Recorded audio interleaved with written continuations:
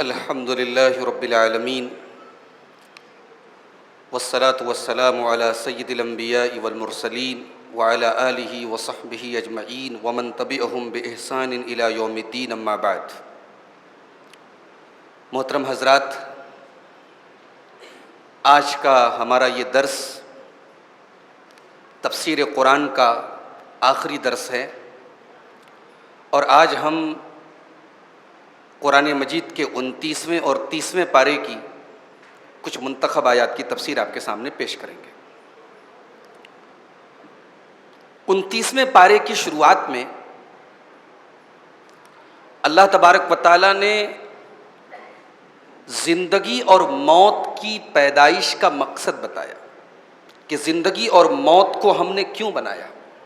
اللہ نے فرمایا، اعوذ باللہ من الشیطان الرجیم، بسم اللہ الرحمن الرحیم، تبارک الذی بیدہ الملک وہو علی کل شیء قدیر۔ بڑی برکت والی ہے وہ ذات جس کے ہاتھ میں ساری کائنات کی بادشاہت ہے۔ وہو علی کل شیء قدیر، اور وہ ہر چیز پر قادر ہے۔ الذی خلق الموت والحیات، اسی نے پیدا کیا ہے موت کو اور زندگی کو۔ لیبلوکم ایکم احسن عملا، تاکہ وہ تمہارا امتحان لے، تمہیں آزمائے کہ تم میں کون بہترین عمل کرتا ہے، کون اچھا عمل کرتا ہے۔ وہو العزیز الغفور، اور وہ غالب ہے، طاقتور ہے اور معاف کر دینے والا ہے۔ سوال یہ ہے کہ یہاں اللہ تعالیٰ نے پہلے موت کا ذکر کیوں کیا؟ ظاہر ہے کہ ہم پیدا ہوتے ہیں، اس کے بعد مرتے ہیں، پہلے زندگی ہے پھر موت ہے۔ اللہ نے پہلے موت کا ذکر کیوں کیا؟ الذی خلق الموت، جس نے پیدا کیا موت کو، والحیات، اور زندگی کو۔ تو جو ترتیب ہے، جو آرڈر ہے، اس میں تو زندگی پہلے اور موت بعد میں ہے، لیکن اللہ نے موت کو پہلے ذکر کیا اور زندگی کو بعد میں۔ ایسا کیوں؟ اس لیے کہ ہم زندگی کے پہلے ایک ایسا بھی وقت تھا کہ ہم نہیں تھے، تو ہمارے ایگزسٹنس کے نہ ہونے کا جو دور تھا، جو ہماری غیر موجودگی کا دور تھا، جس کو ہم عدم کہتے ہیں، وہ حقیقت میں ہماری موت کا ٹائم تھا۔ ہم نہیں تھے دنیا میں، تو زندگی کے پہلے موت ہے۔ ہم پیدا ہوئے، اس کے پہلے ایک ایسا دور بھی تھا جب ہم نہیں تھے، تو جس دور میں ہم نہیں تھے اس کو اللہ نے موت قرار دیا ہے۔ اچھا، اب اللہ نے ہم کو پیدا کیا، کیوں پیدا کیا؟ تاکہ وہ ہمارا امتحان لے۔ لیبلوکم ایکم احسن عملا، تاکہ اللہ تبارک و تعالی ہمارا امتحان لے کہ کون بہترین عمل کرتا ہے۔ دیکھیے، اللہ نے یہ نہیں کہا کہ کون زیادہ عمل کرتا ہے، اللہ یہ دیکھنا چاہتا ہے کہ کون بہترین عمل کرتا ہے۔ اس کا مطلب یہ ہوا کہ اللہ تعالیٰ کے یہاں کوانٹیٹی کی نہیں، کوالٹی کی اہمیت ہے۔ آپ کا عمل کتنا ہے یہ میٹر نہیں کرتا ہے، آپ کا عمل کیسا ہے یہ میٹر کرتا ہے۔ آپ کا عمل کم بھی ہے لیکن سنت کے مطابق ہے، اخلاص کے ساتھ ہے، اس میں ریاکاری نہیں ہے، اس میں ملاوٹ نہیں ہے، تو وہ اس بڑے عمل سے بہتر ہے جو دیکھنے میں تو بہت بڑا ہے مگر اس کے اندر اخلاص نہیں ہے، دکھاوا ہے، نمائش ہے، یا عمل تو ٹھیک ٹھاک ہے لیکن نیت تو ٹھیک ٹھاک ہے لیکن وہ اللہ کے نبی کی سنت کے مطابق نہیں ہے، سنت کے خلاف ہے۔ تو یہ دو شرطیں ہیں نیک عمل کی، ایک یہ کہ وہ خالص ہو، اس کے اندر ریاکاری نہ ہو، اور دوسرے یہ ہے کہ وہ سنت کے مطابق ہو۔ اس کے بعد اللہ تعالیٰ نے جہنمیوں کا ذکر کیا کہ جب جہنمیوں کو جہنم میں ڈالے جانے کا آرڈر ہوگا تو جہنمی ایک بات کہیں گے، کیا کہیں گے؟ وَقَالُوا لَوْ كُنَّا نَسْمَعُ أَوْ نَعْقِلُ مَا كُنَّا فِي أَصْحَابِ السَّعِيرِ۔ جہنمی کہیں گے کہ اگر ہم دنیا میں سنتے اور سمجھتے تو آج ہم جہنم میں نہ جاتے، اگر دنیا میں ہم قرآن کی آیتوں کو سنا کرتے، اللہ کے رسول کی حدیثوں کو سنا کرتے اور ان کے اوپر غور کیا کرتے تو آج ہم جہنمیوں میں نہ شامل ہوتے۔ یہاں انہوں نے اقرار کیا کہ ہم نے دنیا میں سنا نہیں تھا۔ اب یہاں سننے کا مطلب کیا ہے؟ قرآن پڑھا جا رہا ہے، سب سن رہے ہیں، سننے کا مطلب صرف کان سے سننا نہیں ہے، سننے کا مطلب ہے دل سے سننا، سننے کا مطلب ہے غور کرنا، سننے کا مطلب ہے عمل کرنا۔ انہوں نے کان سے کبھی سنا بھی تو بس ایسے ہی مذاق کے طور پہ سنا، انہوں نے کبھی سیریس نہیں لیا قرآن کو۔ تو وہ کل اقرار کریں گے کہ اگر ہم نے سنا ہوتا اور ہم نے سمجھا ہوتا تو آج ہم جہنم میں شامل نہ ہوئے ہوتے۔ فاعترفوا بذنبہم، وہ اپنے گناہوں کا اقرار کریں گے، مگر قیامت کے دن اللہ کا عذاب دیکھ لینے کے بعد اب اقرار کرنے کا کوئی فائدہ نہیں ہے۔ دنیا میں اگر انسان اپنی زندگی میں اپنے ہوش و حواس میں اگر اپنے گناہ کا اقرار کرے گا تو یہ اقرار اس کو فائدہ پہنچائے گا۔ اللہ کا عذاب دیکھنے کے بعد تو فرعون بھی ایمان لے آیا تھا، مگر اس کو اللہ تعالیٰ کیا مانا نہیں جائے گا، اس ایمان کی کوئی حیثیت نہیں ہے۔ اس کے بعد اللہ تعالیٰ نے زمین کا ذکر کیا کہ ہم نے زمین کو رہنے کے لائق بنایا، زمین کو چلنے کے قابل بنایا۔ کیوں بنایا؟ تاکہ تم زمین کے اندر چلو اور روزی تلاش کرو۔ هو الذی جعل لکم الارض ذلولا فامشوا فی مناکبہا، اس اللہ تعالیٰ نے تمہارے لیے زمین کو نرم بنایا، زمین کو چلنے کے قابل بنایا۔ فامشوا فی مناکبہا، تو تم زمین کے کناروں میں چلو۔ وکلوا من رزقہ، اور اللہ کی روزی کو کھاؤ۔ یہ نہیں کہ روزی کو کھاؤ، اللہ کی روزی کو کھاؤ۔ اس میں نقطہ یہ ہے کہ اے انسان، تو یہ نہ سمجھ کہ روزی تیرے چلنے سے تجھے ملتی ہے۔ اگر ہم چاہیں گے تو تو چلتا رہے گا، محنت کرتا رہے گا، لیکن تجھے روزی نہیں ملے گی۔ تو انسان کا سارا بھروسہ اس کی کوشش پر نہ ہو جائے۔ انسان یہ یاد رکھے کہ اس کی کوشش پلس اللہ کی رضا از اکول ٹو روزی۔ جب انسان کوشش کرتا ہے اور پلس اللہ تعالیٰ توفیق دیتا ہے تب اس کو روزی ملتی ہے۔ اسی لیے اللہ نے کہا اللہ کی روزی کھاؤ۔ اور یہ بھی پتا چلا کہ اللہ رزاق ہے، روزی دینے والا ہے۔ اس کا یہ مطلب نہیں کہ ہم بیٹھے رہیں اور اللہ کی طرف سے من و سلوہ نازل ہوگا۔ ہمیں محنت بھی کرنی پڑے گی، ہمیں کوشش بھی کرنی پڑے گی، ہمیں زمین میں چلنا بھی پڑے گا، ہمیں اسٹرگل بھی کرنا پڑے گا۔ بغیر محنت کے روزی نہیں ملے گی۔ فَكُلُوا مِن رِزْقِهِ، زمین کے اندر چلو اور اللہ کی روزی کھاؤ۔ وَإِلَيْهِ النُّشُورُ، اور مرنے کے بعد بھی تمہیں اللہ ہی کے پاس جانا ہے۔ اے میرے بندو، تم زمین کے اندر چلو اور روزی روٹی کماؤ، مگر زمین کو سب کچھ مت سمجھو، دنیا کو سب کچھ مت سمجھو۔ ایک دن تم کو گھوم پھر کر کے اپنے اللہ کے پاس جانا ہے، اپنے رب کے پاس جانا ہے، اسی کے پاس لوٹ کے جانا ہے۔ وہاں جانے کی تیاری بھی کرو، روزی روٹی کی بھی محنت کرو، روزی روٹی کی بھی فکر کرو۔ وَإِلَيْهِ النُّشُورُ، لیکن آخرت کی بھی فکر کرو۔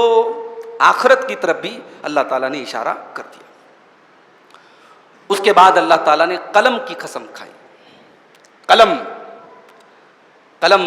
وہ چیز ہے جس سے قرآن لکھا گیا، قلم وہ چیز ہے جس سے بہترین کتابیں لکھی جاتی ہیں۔ اور آج کے دور میں میڈیا جس کو ہم کہتے ہیں، میڈیا بھی قلم کا ہی ایک روپ ہے۔ تو قلم کی اللہ تعالیٰ نے قسم کھائی۔ نون والقلم وما یسطرون، قسم ہے قلم کی اور قسم ہے ان تمام چیزوں کی جس کو لوگ لکھتے ہیں۔ نون والقلم وما یسطرون، اے نبی قسم ہے قلم کی اور قسم ہے ان تمام چیزوں کی جس کو لوگ لکھا کرتے ہیں۔ ما انت بنعمت ربک بمجنون، اے نبی آپ اپنے رب کی نعمت سے، اپنے رب کے کرم سے آپ مجنون نہیں ہیں، آپ پاگل نہیں ہیں۔ مکہ والے کافر لوگ اللہ کے نبی کو پاگل کہتے تھے۔ اچھا کبھی آپ نے اس بات کو فیل کیا کہ اللہ کے نبی کو کیا کیا کہا جاتا تھا؟ آج ہم لوگ دین کا کام کرتے ہیں، کوئی 4 باتیں سنا دینا تو دماغ خراب ہو جاتا ہے۔ 4 باتیں کوئی سنا دے تو لگتا ہے یار کہاں آ گئے، چھوڑو یہ سب چیزیں۔ انسان تھک جاتا ہے، انسان ہار جاتا ہے۔ کبھی اپنے نبی کے بارے میں سوچو، نبی کو کیا کیا کہا گیا؟ نبی کو پاگل کہا جا رہا ہے۔ جس نبی نے اپنی پوری زندگی کو انسانیت کو جہنم کی آگ سے بچانے کے لیے وقف کر دیا ہے، جس کی زندگی کا ایک ہی مقصد ہے کہ انسان جہنم سے بچ جائے، اس نبی کو پاگل اور مجنون کہا جا رہا ہے۔ لیکن اس نبی نے اپنے مشن کو، اپنے کام کو، اپنی دعوت کو، اپنی تبلیغ کو کبھی نہیں روکا، کام کرتے رہے۔ مکہ کے بازاروں میں اللہ کے نبی لا الہ الا اللہ کی تبلیغ کر رہے ہیں، پیچھے آپ کا چچا ابو لہب وہ پروپیگنڈا کر رہا ہے، لوگوں کو بھڑکا رہا ہے کہ اس کی باتیں مت سنو، یہ پاگل ہے، یہ شاعر ہے، یہ جادوگر ہے، اللہ کے نبی ساری باتیں سن رہے ہیں مگر اپنے مشن اور اپنے کام سے آپ باز نہیں آتے۔ اللہ تبارک و تعالیٰ قلم کی قسم کھا کے کہہ رہا ہے، او لوگو جب ایک معمولی سا قلم، اس قلم سے اگر اچھی باتیں لکھ دی جائیں تو قلم کا مقام بلند ہو جاتا ہے، اگر قلم سے قرآن لکھ دیا جائے تو قلم کی عزت بڑھ جاتی ہے۔ او لوگوں، میرا نبی تو تم کو اللہ کی توحید کے بارے میں بتا رہا ہے، تمہیں اللہ کے بارے میں بتا رہا ہے، تمہیں اسلام کے بارے میں بتا رہا ہے۔ میرا نبی پاگل کیسے ہو سکتا ہے؟ میرا نبی مجنون کیسے ہو سکتا ہے؟ ما انت بنعمت ربک بمجنون وان لک لاجرا غیر ممنون وان لک لاجرا غیر ممنون۔ اور اے نبی، آپ کو تو ہم ایسا ثواب دینے والے ہیں جو کبھی ختم ہونے والا نہیں ہے۔ نبی کا ثواب کبھی نہیں ختم ہوگا، قیامت تک، جب تک مسلمان روئے زمین پر سجدہ کرتا رہے گا اس کا ثواب اللہ کے نبی کو ملتا رہے گا۔ جب تک لا الہ الا اللہ کہنے والا آخری شخص بھی دنیا میں بچا ہے اس کا ثواب میرے نبی کو ملتا رہے گا۔ جب تک دنیا میں اذان ہو رہی ہے اشہد ان محمد رسول اللہ کی صدائیں بلند ہوتی رہے گی، جب تک دنیا میں نماز پڑھی جا رہی ہے اللہم صلی علی محمد وعلی آل محمد کی صدائیں بلند ہوتی رہیں گی، جب تک نبی کا نام دنیا میں لیا جاتا رہے گا تب تک صلی اللہ علیہ وسلم نبی کے لیے رحمت کی دعائیں اور نبی کے لیے درود پڑھا جاتا رہے گا۔ وَإِنَّ لَكَ لَأَجْرًا غَيْرَ مَمْنُونَ، اے نبی آپ دل برداشتہ نہ ہوں، آپ اداس نہ ہوں، آپ پریشان نہ ہوں، آپ ڈپریسڈ نہ ہوں، آپ ٹینشن نہ لیں۔ آپ کو لوگ پاگل کہہ رہے ہیں، آپ کو لوگ مجنون کہہ رہے ہیں، وَإِنَّ لَكَ لَأَجْرًا غَيْرَ مَمْنُونَ، اے نبی آپ کا اجر و ثواب تو کبھی ختم ہونے والا نہیں۔ وَإِنَّكَ لَعَلَىٰ خُلُقٍ عَظِيمٍ، اور اے میرے حبیب آپ تو عظیم اخلاق والے ہیں۔ پاگل کے اخلاق ایسے ہوتے ہیں کیا؟ پاگل تو وہ ہوتا ہے جس کی ایکٹیویٹی کا کوئی بھروسہ نہیں، کب کیا کر دے۔ اے نبی آپ تو دنیا کے سب سے عظیم اخلاق کے حامل ہیں، آپ کے اخلاق کا کیا کہنا، آپ کی سخاوت کا کیا کہنا، آپ کی سچائی کا کیا کہنا، آپ کی امانت داری کا کیا کہنا، آپ کی نرمی کا کیا کہنا، آپ کے تواضع کا کیا کہنا۔ اے نبی آپ اخلاق کے اعلیٰ درجے پر فائز ہیں۔ آپ جیسا انسان پاگل نہیں ہو سکتا، آپ جیسا انسان مجنون نہیں ہو سکتا۔ اما عائشہ سے پوچھا گیا کہ نبی کے اخلاق کیسے تھے؟ اما عائشہ نے ایک سینٹنس میں جواب دے دیا۔ پوچھا کہ نبی کا اخلاق کیسا تھا؟ فرمایا کان خلقہ القرآن، نبی کا اخلاق دیکھنا ہے قرآن پڑھ دو، قرآن پڑھتے چلے جاؤ، نبی کے اخلاق تمہیں قرآن کے پنوں میں ملتے چلے جائیں گے۔ قرآن کہتا ہے وامر بالعرف، نیکی کا حکم دو، میرے نبی پوری زندگی نیکی کا حکم دیتے رہے۔ قرآن کہتا ہے وَعَارِضْ عَنِ الْجَاهِلِينَ، جاہلوں سے اعراض کیجئے، جاہلوں کو اگنور کیجئے، جاہلوں کو نظر انداز کیجئے۔ میرے نبی ساری زندگی جاہلوں کو نظر انداز کرتے رہے۔ قرآن کہتا ہے امانت میں خیانت نہ کرو، قرآن کہتا ہے سچ بولو، قرآن کہتا ہے وعدہ خلافی نہ کرو، قرآن کہتا ہے والدین کے ساتھ اچھا سلوک کرو، قرآن کہتا ہے کسی پر ظلم و ستم نہ کرو۔ نبی کے اخلاق قرآن کی عکاسی کرتے ہیں، قرآن پڑھتے چلے جاؤ، نبی کے اخلاق تمہیں ملتے چلے جائیں گے۔ وَإِنَّكَ لَعَلَىٰ خُلُقٍ عَظِيمٍ، اے نبی یہ لوگ آپ کو مجنون کہہ رہے ہیں، پاگل کہہ رہے ہیں، کیا ایک پاگل کے اخلاق ایسے ہوتے؟ نہیں ہے نبی آپ کے اخلاق تو بہت اعلیٰ ہیں۔ اچھا، اللہ نے نبی کے خاندان کی تعریف نہیں کی، اللہ نے یہ نہیں کہا کہ اے نبی آپ کا خاندان بہت اونچا ہے، حالانکہ نبی کا خاندان بہت اونچا تھا۔ نبی کا خاندان حضرت اسماعیل کی اولاد میں، قریش قبیلے میں، اللہ کے نبی بنی ہاشم کے گھرانے میں پیدا ہوئے جو مکے کا اور عرب کا سب سے بہترین خاندان تھا، لیکن اللہ نے نبی کے خاندان کی تعریف نہیں کی۔ اللہ نے نبی کی عقل کی تعریف بھی نہیں کی کہ اے نبی آپ بہت عقل مند ہے، بہت جینیس ہے، بہت، حالانکہ اللہ کے نبی بہت عقل مند تھے۔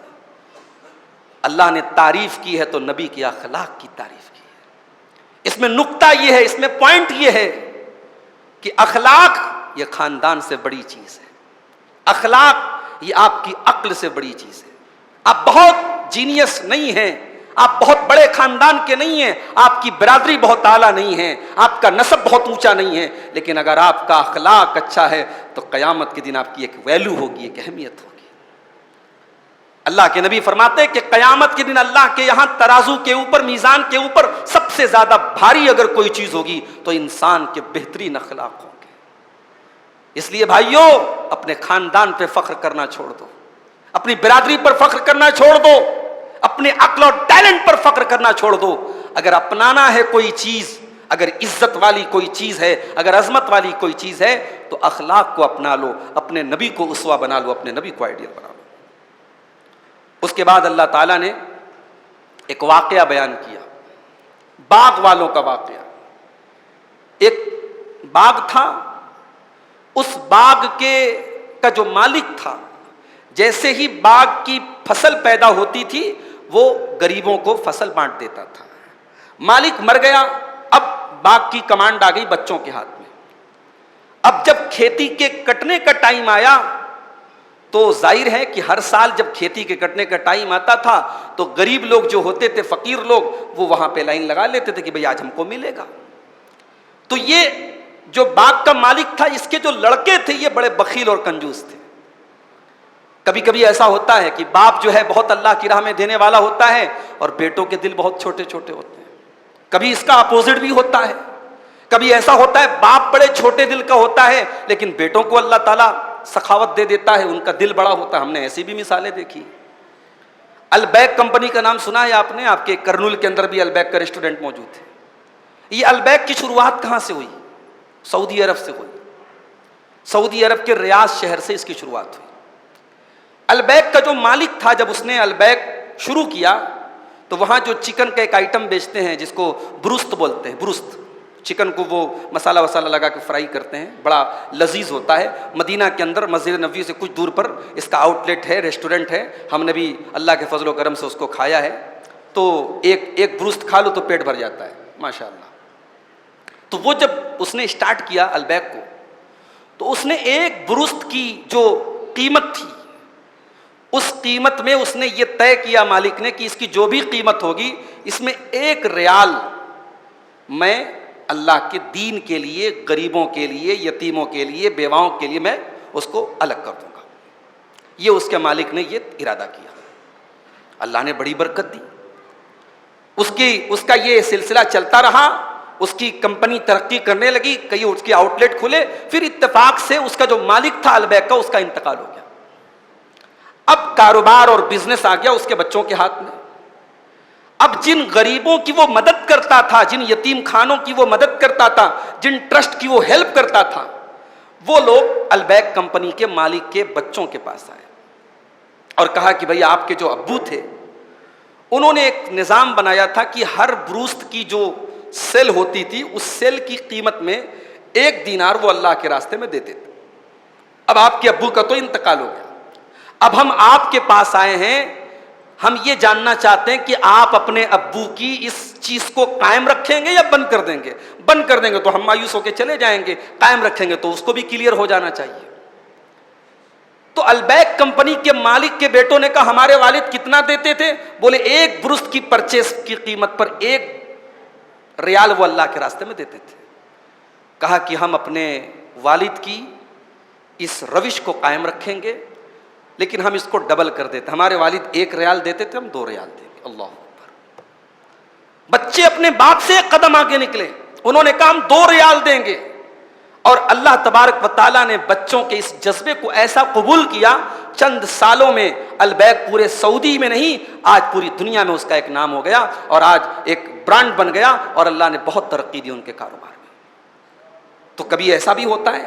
اب یہ جو باغ والے ہیں، اللہ فرماتا ہے اِنَّا بَلَوْنَاهُمْ كَمَا بَلَوْنَا أَصْحَابَ الْجَنَّةِ، اے مکہ کے کافروں ہم تمہیں آزما رہے ہیں جیسے ہم نے باغ والوں کو آزمایا تھا۔ اِذْ أَقْسَمُوا لَيَصْرِمُنَّهَا مُصْبِحِينَ، جب انہوں نے آپس میں قسم کھائی کہ وہ صبح چل کر کے اپنے باغ کی فصل کاٹیں گے، وَلَا يَسْتَثْنُونَ، اور انہوں نے انشاءاللہ بھی نہیں کہا۔ فَطَافَ عَلَيْهَا طَائِفٌ مِّن رَّبِّكَ وَهُمْ نَائِمُونَ، وہ رات میں بستر پہ سوئے ہوئے تھے اور اللہ کا عذاب آتا ہے اور ان کی پوری فصل کو برباد کر دیتا ہے۔ فَأَصْبَحَتْ كَالصَّرِيمِ، ان کی پوری فصل بیکار ہو جاتی ہے۔ فتنادوا مصبحین، اور صبح سویرے وہ اپنے گھر سے نکلتے ہیں، ان اغدوا علی حرثکم ان کنتم صارمین، اور آپس میں مشورہ کر رہے ہیں کہ چلو جلدی سے اپنی اپنی فصل کاٹ لیتے ہیں۔ فانطلقوا وهم يتخافتون، جب وہ باغ کے لیے نکلنے لگتے ہیں تو کہتے ہیں، چپکے چپکے باتیں کر کے کہتے ہیں، اللہ يدخلنها اليوم علیکم مسکین، چلو جلدی سے اپنی فصل کاٹ لیتے ہیں، کہیں کوئی مسکین کوئی غریب نہ آ جائے۔ وَغَدَوْا عَلَىٰ حَرْدٍ قَادِرِينَ، حالانکہ وہ ان غریبوں کی مدد کر سکتے تھے، اللہ نے بہت نوازا تھا، مگر انہوں نے طے کیا کہ ہم اس مسکینوں کو کچھ بھی نہیں دیں گے۔ فَلَمَّا رَأَوْهَا قَالُوا إِنَّا لَضَالُّونَ، جب اپنے باغ میں پہنچے اور باغ کی حالت دیکھی تو کہنے لگے لگ رہا ہے ہم لوگ راستہ بھٹک گئے ہیں، یہ ہمارا باغ تو نہیں لگتا ہے، ہمارا باغ تو ایسا اجڑا ہوا نہیں تھا۔ کہتے لگ رہا ہے ہم راستہ بھٹک گئے، بل نحن محرومون، نہیں ہم تو محروم ہو چکے ہیں، ہم تو بدقسمت ہو چکے ہیں۔ قال اوسطهم الم اقل لكم لولا تسبحون، ان بھائیوں میں جو بیچ کا بھائی تھا جو تھوڑا سمجھدار تھا، اس نے کہا کہ کیا میں نے نہیں کہا تھا کہ تم اللہ کی تسبیح کیوں نہیں بیان کرتے؟ قالوا سبحان ربنا انا كنا ظالمین، تو انہوں نے کہا کہ ہمارا رب تو پاک ہے، بے شک ہم ہی ظالم تھے۔ فاقبل بعضهم على بعض يتلاومون، اب ایک دوسرے کو برا بھلا کہنے لگے۔ قالوا یا ویلنا انا كنا طاغین، اور کہنے لگے ہائے ہماری بربادی، ہم تو بہت حد سے تجاوز کرنے والے تھے۔ عسى ربنا ان يبدلنا خيرا منها انا الى ربنا راغبون، امید ہے کہ اللہ تعالیٰ اس باغ سے بہتر باغ ہمیں دے گا اگر ہم اللہ کی طرف رجوع کریں گے۔ کذالک العذاب، میرے بندو کان کھول کر کے سن لو، ہمارا عذاب اسی طریقے سے آتا ہے۔ چلتا پھرتا کاروبار بند ہو سکتا ہے، اچھی چلتی ہوئی دکان اسٹاپ ہو سکتی ہے، اچھا خاصا باغ تباہ ہو سکتا ہے، اچھی خاصی حکومت جا سکتی ہے، اچھے خاصے ملک بیکاری ہو سکتے ہیں، اگر ظلم اور زیادتی اور غریبوں اور بے کسوں پر ظلم و ستم کی بنیاد پر اگر کوئی حکومت اور کوئی کرسی چلتی ہے، ایسی کرسی کے جانے میں دیر نہیں لگتی ہے۔ کذالک العذاب، ہمارا عذاب اسی طریقے سے آتا ہے۔ ولعذاب الآخرۃ اکبر، اور آخرت کا عذاب اس سے بھی بڑا ہوگا۔ لو کانوا یعلمون، کاش کہ تم لوگ سمجھتے۔ اس کے بعد اللہ تعالیٰ نے یہ بیان کیا کہ کبھی کبھی اللہ تعالیٰ ڈھیل دے کر کے آزماتا ہے۔ انسان گناہ کر رہا ہے اور پھر بھی پیسہ مل رہا ہے اس کو، پھر بھی عیاشی کر رہا ہے، نہ دولت کی کمی ہے، اس کے گھر میں ایئر کنڈیشنر بھی لگا ہوا ہے، اس کے گھر میں تمام دنیا بھر کی نعمتیں ہیں، نوکر چاکر ہیں، خوبصورت بیوی ہے، بہترین بچے ہیں، گناہ پر گناہ کر رہا ہے، اللہ سب دے رہا ہے۔ اگر گناہ کے باوجود اللہ آپ کو نواز رہا ہے تو یہ کوئی اچھی بات نہیں ہے، یہ اور خطرناک بات ہے، اللہ ڈھیل دے رہا ہے آپ کو۔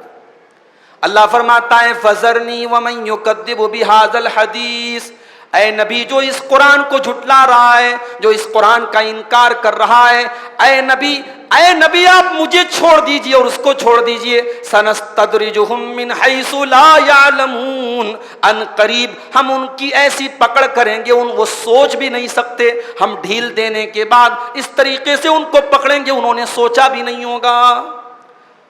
حضرت سفیان ثوری کہتے ہیں اس آیت کی تفسیر میں کہ ہم ان کے اوپر اپنی نعمتیں نازل کریں گے، وَنُنْسِيهِمُ الشُّكْرَ، لیکن شکر کو بھلوا دیں گے۔ نعمتیں خوب ملیں گی لیکن یہ اللہ کا شکر ادا نہیں کریں گے۔ اگر نعمت آپ کو مل رہی ہے اور آپ اللہ کا شکر ادا نہیں کر رہے ہیں، اللہ کا عذاب ہے میرے بھائیوں، وہ دولت اللہ کا عذاب ہے، وہ نعمت اللہ کا عذاب ہے۔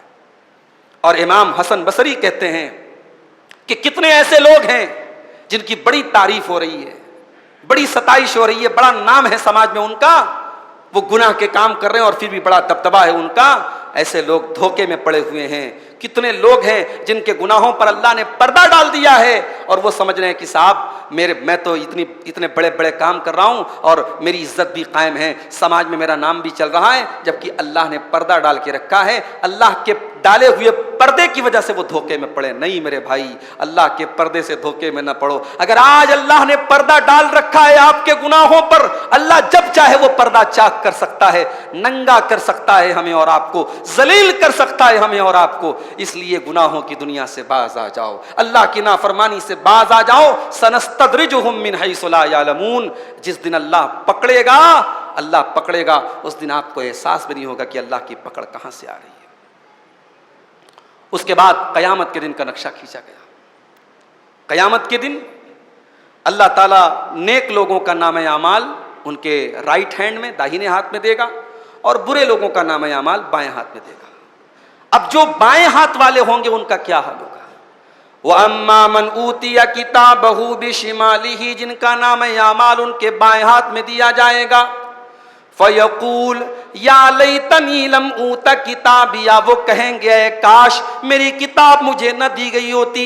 وَلَمْ أَدْرِ مَا حِسَابِيَهْ، مجھے اپنا حساب و کتاب پتہ ہی نہ چلتا. یا لیتہا کانت القاضیہ، اے کاش دنیا میں جو موت آئی تھی اسی موت پر میرا کام تمام ہو گیا ہوتا، نہ قیامت آئی ہوتی نہ حساب و کتاب ہوا ہوتا. اے کاش کہ موت سے سب کچھ ختم ہو گیا ہوتا. دنیا میں انسان موت سے ڈرتا ہے، موت سے بھاگتا ہے، موت سے بچنے کی کوشش کرتا ہے، لیکن کل قیامت کے دن موت کی تمنا کرے گا، کہے گا کہ کاش موت جب آئی تھی سب ختم ہو گیا ہوتا، یہ دن نہ دیکھنا پڑا ہوتا. ما اغنا انی مالیا، میرا مال میرے کسی کام نہیں آیا. ہلک عنی سلطانیہ، میری سلطنت ختم ہو گئی، میرا پاور ختم ہو گیا، میرا روب و دبدبہ ختم ہو گیا. اللہ فرمائے گا خذوہ فغلوہ، فرشتوں اس کو پکڑ لو، اس کو باندھ دو. ثم الجحیم صلوہ، اسے جہنم کے اندر ڈال دو. ثم فی سلسلۃ ذرعہا 70 ذراعا فاسلکوہ، اے فرشتوں اس کو 70 ہاتھ لمبی زنجیروں میں جکڑ دو. انہو کان لا یؤمن باللہ العظیم ولا یحض علی طعام المسکین، یہ اللہ تعالیٰ کے اوپر ایمان نہیں رکھتا تھا اور یہ غریبوں کو کھانا کھلانے پر دوسروں کو ابھارتا نہیں تھا. یہ دو بڑے کرائم ہوں گے ان کے، ایک اللہ پر ایمان نہیں رکھتا تھا اور دوسرے غریبوں کو کھانا کھلانے پر ابھارتا نہیں تھا. اس آیت کی تفسیر میں حضرت ابو درداء رضی اللہ تعالیٰ عنہ کہتے ہیں وہ اپنی بیوی کو ابھارا کرتے تھے کہ غریبوں کو کھانا کھلاؤ، اور کہتے تھے کہ میں آدھا کام تو میں نے کر لیا، میں ایمان والا بھی ہوں اور یہ باقی کا آدھا کام بھی کر رہا ہوں، اپنی بیوی کو ابھار رہا ہوں غریبوں کو کھانا کھلانے پر، تاکہ میں ان لوگوں میں شامل نہ ہو جاؤں جن کے نام اعمال بائیں ہاتھ میں دیے جائیں گے. اس کے بعد اللہ تعالیٰ نے قیامت کے دن کا ایک اور نقشہ کھینچا ہے. یوم تکون السماء کالمہل، جس دن آسمان مہل تانبے کی طرح ہو جائے گا. وَتَكُونُ الْجِبَالُ كَالْعِهْنِ، اور پہاڑ اون کی طرح ہو جائیں گے. یعنی یہ آسمان اتنا وسیع و عریض آسمان، یہ جب بدل جائے گا اس کی کیفیت بدل جائے گی، یہ پھٹ پڑے گا، یہ لپیٹ دیا جائے گا. یا اسی طریقے سے پہاڑ روئی کی طرح اڑیں گے، اون کی طرح اڑیں گے، تو ہماری اور آپ کی کیا اوقات ہوگی. اللہ فرماتا ہے وَلَا يَسْأَلُ حَمِيمٌ حَمِيمًا، اور قیامت کے دن کوئی جگری دوست اپنے دوست کے کام نہیں آئے گا. دنیا میں دوستی نبھانے کا وعدہ کرنے والے کل قیامت کے دن آپ سے پلہ جھاڑ دیں گے، کوئی دوست کسی دوست کے کام نہیں آئے گا. آج دنیا میں ہم دیکھتے ہیں ایک دوست کے اوپر پریشانی آتی ہے، جب اس کی طاقت کا دور ہوتا ہے تو بہت سارے اس کے فالوور ہوتے ہیں، بہت سارے ماننے والے ہوتے ہیں. جب وہ پریشانی میں پڑتا ہے اس کے اچھے خاصے دوست اس سے اپنا پلہ جھاڑ دیتے ہیں. یہ تو دنیا کے اندر ہم دیکھ لیتے ہیں. میرے پیارے بھائیوں، کل قیامت کے دن تو کوئی دوست کسی دوست کے کام نہیں آئے گا. اللہ فرماتا ہے وَلَا يَسْأَلُ حَمِيمٌ حَمِيمًا، قیامت کے دن کوئی دوست کسی دوست کو نہیں پوچھے گا. يُبَصَّرُونَهُمْ، حالانکہ وہ ایک دوسرے کو دیکھیں گے، دوست دوست کو دیکھے گا، باپ بیٹے کو دیکھے گا، بیٹا باپ کو دیکھے گا، ایک دوسرے کو دیکھیں گے لیکن پھر بھی ایک دوسرے کی کوئی مدد نہیں کریں گے. یود المجرم لو یفتدی من عذاب یومئذ ببنی، اس دن انسان یہ تمنا کرے گا کہ کاش میرا بیٹا لے لیا جائے لیکن مجھے چھوڑ دیا جائے. وصاحبتہ واخی، میری بیوی کو پکڑ لیا جائے مجھے چھوڑ دیا جائے، میرے بھائی کو پکڑ لیا جائے مجھے چھوڑ دیا جائے. وفصیلتہ التی تؤوی، میرا پورا خاندان پکڑ لیا جائے لیکن مجھے چھوڑ دیا جائے. ومن فی الارض جمیعا ثم ینجی، اور زمین کے اندر جتنے لوگ ہیں اللہ تو سب کو پکڑ لے لیکن مجھ کو چھوڑ دے. اللہ فرماتا ہے کلا، ایسا ہرگز نہیں ہوگا. انہا لظا، جہنم کی آگ تو بھڑکنے والی ہوگی. نزاعۃ للشوا، وہ انسان کی کھوپڑی کی کھال کو کھینچ لے گی. تدعو من ادبر وتولا، اور جہنم کی یہ آگ ہر اس انسان کو بلائے گی جو پیٹ پھیر کر کے چلا گیا ہے، جو اللہ کے دین سے منہ موڑ کے چلا گیا ہے۔ تو قیامت کے دن کوئی کسی کے کام نہیں آئے گا۔ کام آنا تو بہت دور کی بات ہے، انسان تمنا کرے گا، آرزو کرے گا کہ اے کاش میری بیوی کو پکڑ لیا جائے، مجھے چھوڑ دیا جائے، میرے بیٹے کو پکڑ لیا جائے، مجھے چھوڑ دیا جائے، میرا پورا خاندان پکڑ لیا جائے لیکن مجھے چھوڑ دیا جائے۔ یہ کیفیت ہوگی قیامت کے دن کی۔ اس کے بعد سورہ نوح آتی ہے۔ حضرت نوح علیہ السلام اپنی قوم سے کہتے ہیں فَقُلْتُ اسْتَغْفِرُوا رَبَّكُمْ إِنَّهُ كَانَ غَفَّارًا يُرْسِلِ السَّمَاءَ عَلَيْكُمْ مِدْرَارًا۔ حضرت نوح علیہ السلام اپنی قوم سے کہتے ہیں اے میری قوم کے لوگوں، تم اللہ تعالیٰ سے استغفار کرو، اللہ سے مغفرت طلب کرو، اللہ سے اپنے گناہوں کی معافی مانگو۔ إِنَّهُ كَانَ غَفَّارًا، وہ بہت زیادہ معاف کرنے والا، بخشنے والا، رحم کرنے والا ہے۔ يُرْسِلِ السَّمَاءَ عَلَيْكُمْ مِدْرَارًا، وہ آسمان سے موسلا دھار بارش تم پر نازل فرمائے گا۔ وَيُمْدِدْكُمْ بِأَمْوَالٍ وَبَنِينَ، تمہیں مال و اولاد بھی دے گا۔ وَيَجْعَلْ لَكُمْ جَنَّاتٍ، تمہیں باغات بھی دے گا۔ وَيَجْعَلْ لَكُمْ أَنْهَارًا، اور تمہیں نہریں بھی دے گا۔ اللہ نے غریبی کا علاج بھی بتا دیا، اللہ نے بانجپن کا، اگر کسی کو اولاد نہیں ہو رہی اس کا بھی اللہ نے حل بتا دیا، اور اسی طریقے سے قحط سالی کا بھی اللہ نے حل بتا دیا کہ ان تمام مسائل کا حل یہ ہے کہ آپ کثرت سے استغفار کیجئے۔ استغفار ان تمام بیماریوں کی دوا ہے۔ اس کے بعد سورہ مزمل آتی ہے۔ مزمل کا مطلب کمبل میں لپٹنے والا۔ اللہ کے نبی کے اوپر جب قرآن کی پہلی وحی نازل ہوئی تو آپ گھبرائے ہوئے گھر آئے اور آپ نے حضرت خدیجہ سے کہا زملونی زملونی، اے خدیجہ مجھے کمبل اڑا دو، مجھے چادر اڑا دو، اور آپ کمبل اوڑھ کر کے اپنے گھر میں بیٹھ گئے۔ اب اللہ نے اس کے بعد یہ دوسری وحی نازل کی اپنے نبی پر، اور یہ آیت نازل ہوئی سورہ مزمل کی۔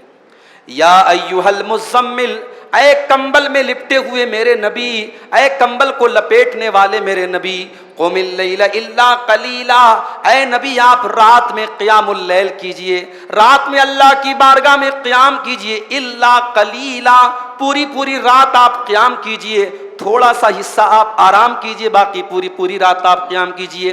نصفہ او انقص منہ قلیلا، اے نبی آپ آدھی رات تک قیام کیجئے یا آدھی رات سے کچھ کم کر لیجئے، او زد علیہ، یا کچھ بڑھا لیجئے، ورتل القرآن ترتیلا، اور اے نبی جب آپ قرآن پڑھیے تو ٹھہر کر کے پڑھیے۔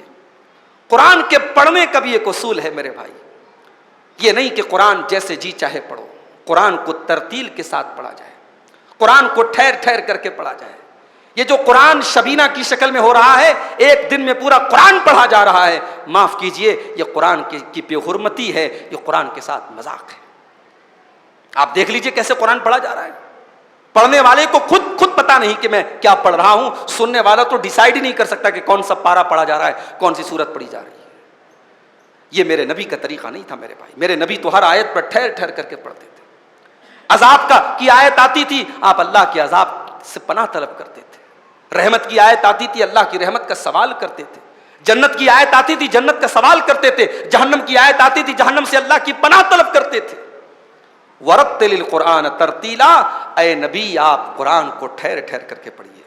انا سنلقی علیک قولا ثقیلا، اے نبی اس قرآن کی شکل میں جو کلام ہم آپ کے اوپر نازل کر رہے ہیں، یہ کلام بہت ہی بھاری کلام ہے، یہ بہت بھاری قول ہے جو ہم آپ کے اوپر نازل کر رہے ہیں۔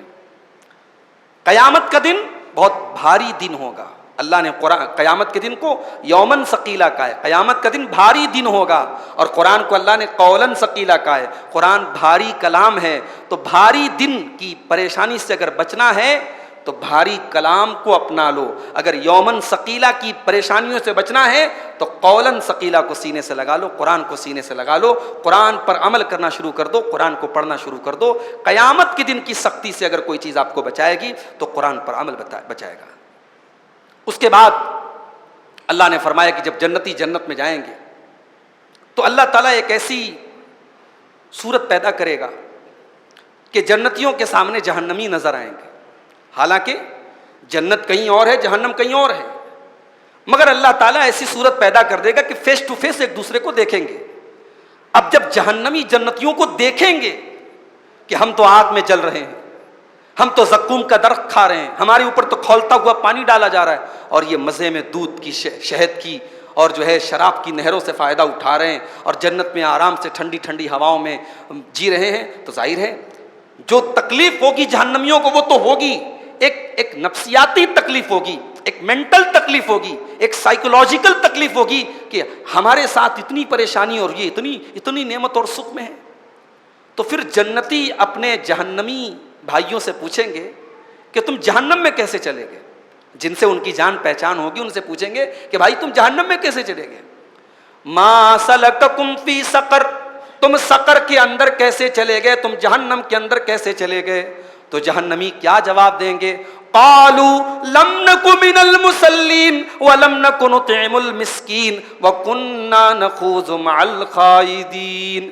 جہنمی کہیں گے ہم نماز نہیں پڑھتے تھے، ہم غریبوں کو کھانا نہیں کھلاتے تھے، اور ہم مذاق اڑانے والوں کے ساتھ، مستی کرنے والوں کے ساتھ، ٹائم پاس کرنے والوں کے ساتھ ٹائم پاس کیا کرتے تھے۔ ہم قرآن کا مذاق اڑاتے تھے، ہم نبی کا مذاق اڑاتے تھے، ہم اسلام کا مذاق اڑاتے تھے، ہمیں نماز سے کوئی مطلب نہیں تھا، ہمیں غریبوں کی مدد سے کوئی مطلب نہیں تھا، اور ہم ٹائم پاس کرنے والوں کے ساتھ ٹائم پاس کیا کرتے تھے۔ یہ تین بڑی پہچان ہوگی جہنمیوں کی۔ ہم سب اپنے گریبان میں جھانک لیں، اگر ہم نماز سے دور ہیں، اگر ہم زکوٰۃ نہیں ادا کر رہے ہیں، اور ہم بھی ٹائم پاس کر رہے ہیں اور اللہ اور اس کے رسول کا مذاق اڑانے والوں میں نعوذ باللہ شامل ہیں، تو پھر جہنم کی وعید ہو جائے گی ہمارے لیے۔ اللہ ہم سب کی حفاظت فرمائے۔ اس کے بعد اللہ تعالیٰ نے فرمایا کہ قیامت کے دن لوگ اللہ تعالیٰ کا دیدار کریں گے۔ وجوہ یومئذ ناظرہ الی ربہا ناظرہ۔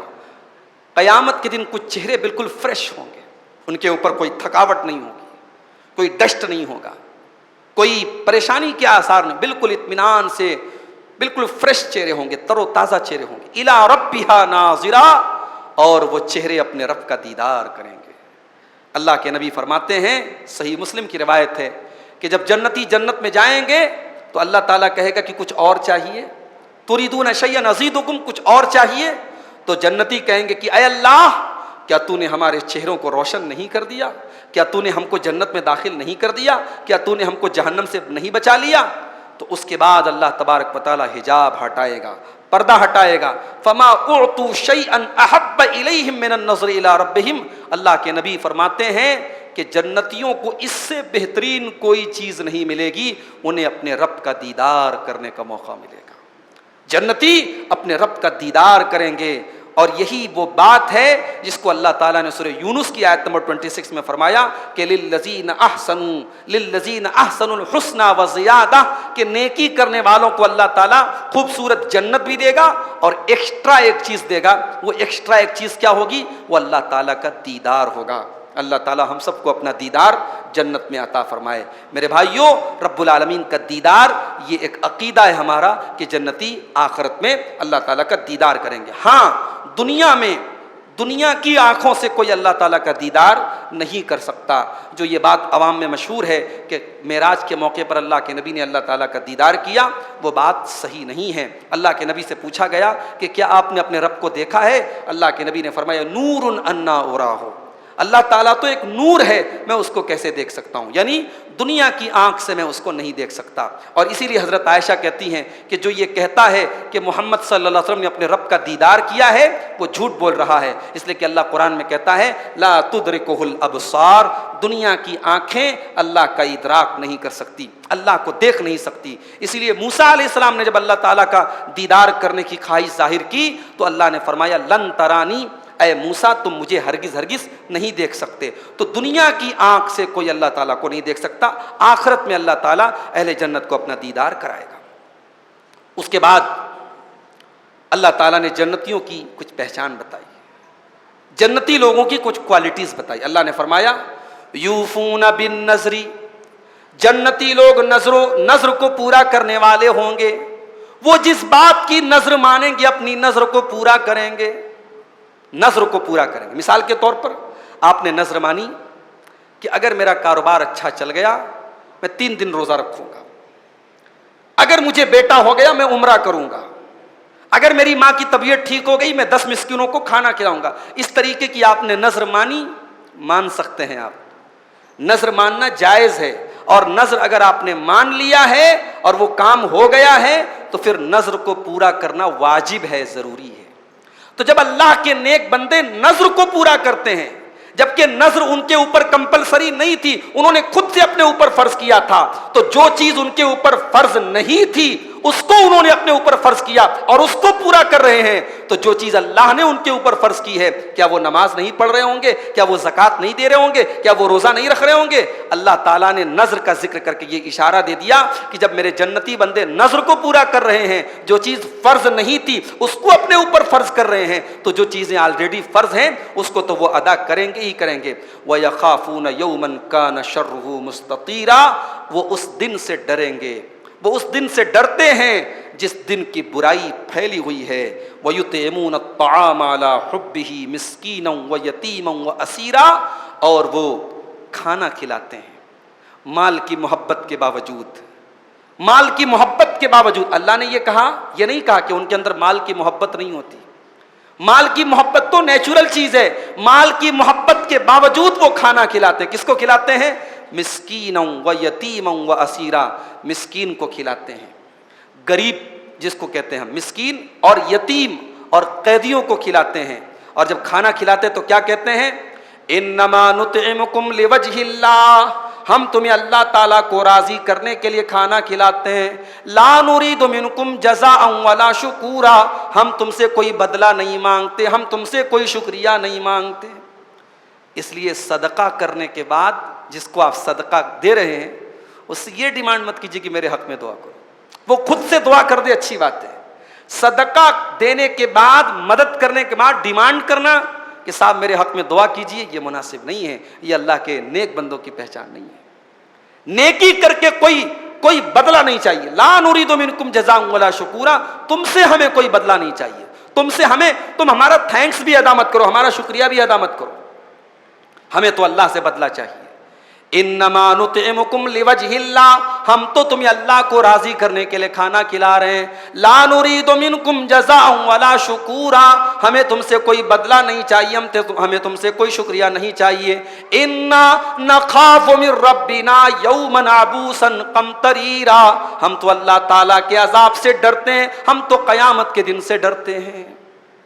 یہ ہے نیکی کر دریا میں ڈال، اللہ کے نیک بندوں کا فارمولہ ہوتا ہے۔ وہ نیکی کرنے کے بعد شکریہ کا انتظار نہیں کرتے، بدلہ کا انتظار نہیں کرتے۔ اور جو کم ظرف لوگ ہوتے ہیں، کم ظرف لوگ جو ہے وہ چھوٹی سی نیکی کر کے اس کا بڑا سا پرچار کرتے ہیں، خوب ایڈورٹیزمنٹ کرتے ہیں، پورے محلے کو جب تک وہ یہ پتہ نہ لگوا دے کہ صاحب میں نے یہ کام کیا ہے، تب تک ان کو چین نہیں ملتا ہے۔ اللہ کے نیک بندے نیکی کرنے کے بعد اس کو چھپا لیتے ہیں، اس پر پردہ ڈال دیتے ہیں۔ اس کے بعد قرآن کا 30واں پارہ شروع ہوتا ہے۔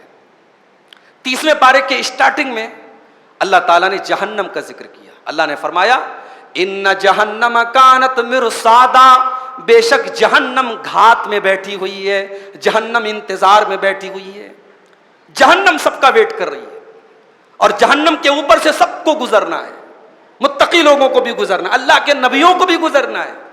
یہ جو پل صراط ہوگا یہ جہنم ہی کے اوپر تو ہوگا۔ اب یہ الگ بات ہے کہ اللہ کے نیک بندے بڑی سپیڈ سے گزر جائیں گے، کوئی بڑا گھسٹ گھسٹ کر کے اس پر سے چلے گا، کوئی نیچے بھی گر جائے گا۔ تو جہنم ایک ایسا برج ہے، جہنم کے اوپر ایک ایسا برج ہے جس پر سے سب کو گزر کے جانا ہے۔ تو جہنم ویٹ کر رہی ہے، جہنم از ویٹنگ، جہنم از واچنگ فار یو۔ ان جہنم کانت مرصادا، بے شک جہنم انتظار کر رہی ہے، للطاغین مآبا، یہ جہنم اللہ کے نافرمان بندوں کا ٹھکانہ ہے، لابثین فیہا احقابا، اور اللہ کے نافرمان بندے، اللہ کے مجرم بندے جہنم کے اندر بہت لمبے پیریڈ تک رہیں گے۔ اگر مشرک ہوں گے تو ہمیشہ رہیں گے، اگر کافر ہے تو ہمیشہ رہیں گے، اگر مومن ہے اور مسلمان ہیں تو اپنے گناہ کے حساب سے لمبے یا شارٹ ٹرم کے لیے بھی وہ جہنم میں جا سکتے ہیں۔ لا یذوقون فیہا بردا ولا شرابا، اور جہنم کے اندر نہ تو ان کو ٹھنڈک ملے گی نہ پانی ملے گا۔ انسان جب گرمی میں ہوتا ہے نا، گرمی میں اس کو دو چیزوں کی بڑی ضرورت پڑتی ہے، ایک پانی کی، ایک ٹھنڈک کی۔ آج کل گرمی آپ دیکھیے بہت شباب پر ہے، پورے ملک میں گرمی پڑ رہی ہے، تو گرمی کے موسم میں دو چیزوں کی بڑی اہمیت ہوتی ہے، ایک ٹھنڈی ہوا کی اور ایک ٹھنڈے پانی کی. اللہ نے فرمایا لا یذوقون فیہا بردا ولا شرابا. دنیا میں چاہے وہ اے سی میں رہتا رہا ہو اور دنیا میں فریج کا پانی پیتا رہا ہو، مگر جہنم میں نہ تو اسے ٹھنڈی ہوا ملے گی نہ ٹھنڈا پانی ملے گا. الا حمیما وغساقا. جہنم میں اگر اسے ملے گا تو یا تو کھولتا ہوا پانی ملے گا یا پیپ اور مواد ملے گا. جزاء وفاقا. یہ اس کے گناہوں کا پورا پورا بدلہ ہوگا. یہ جہنم کا نقشہ اللہ تعالیٰ نے کھینچا ہے. اس کے بعد اب جنت کا نقشہ اللہ نے کھینچا. ان للمتقین مفازا. بے شک متقی لوگوں کو کامیابی ملے گی. حدائق واعنابا. ان کو بہت بڑے بڑے باغات اور گارڈن ملیں گے. واعنابا. اور انگوروں کے درخت ملیں گے. وکواعب ترابا. اور خوبصورت اور ان کی ہم عمر ان کو بیویاں ملیں گی. وکاسن دہاقا.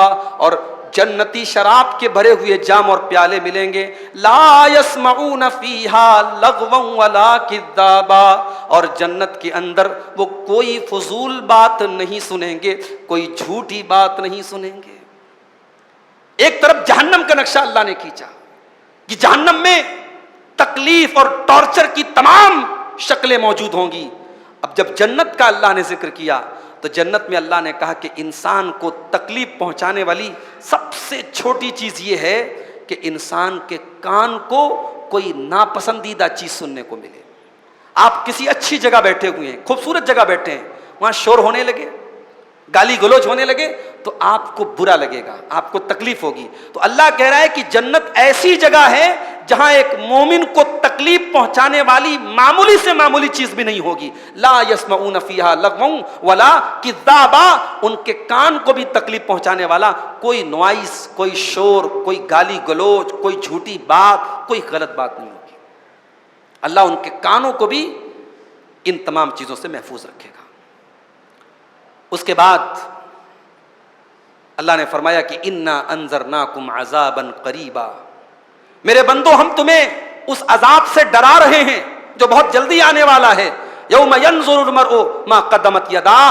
اس دن انسان دیکھ لے گا کہ اس کے ہاتھوں نے کیا آگے بڑھایا ہے. وَيَقُولُ الْكَافِرُ. اور کافر کہے گا یا لیتنی کنت ترابا.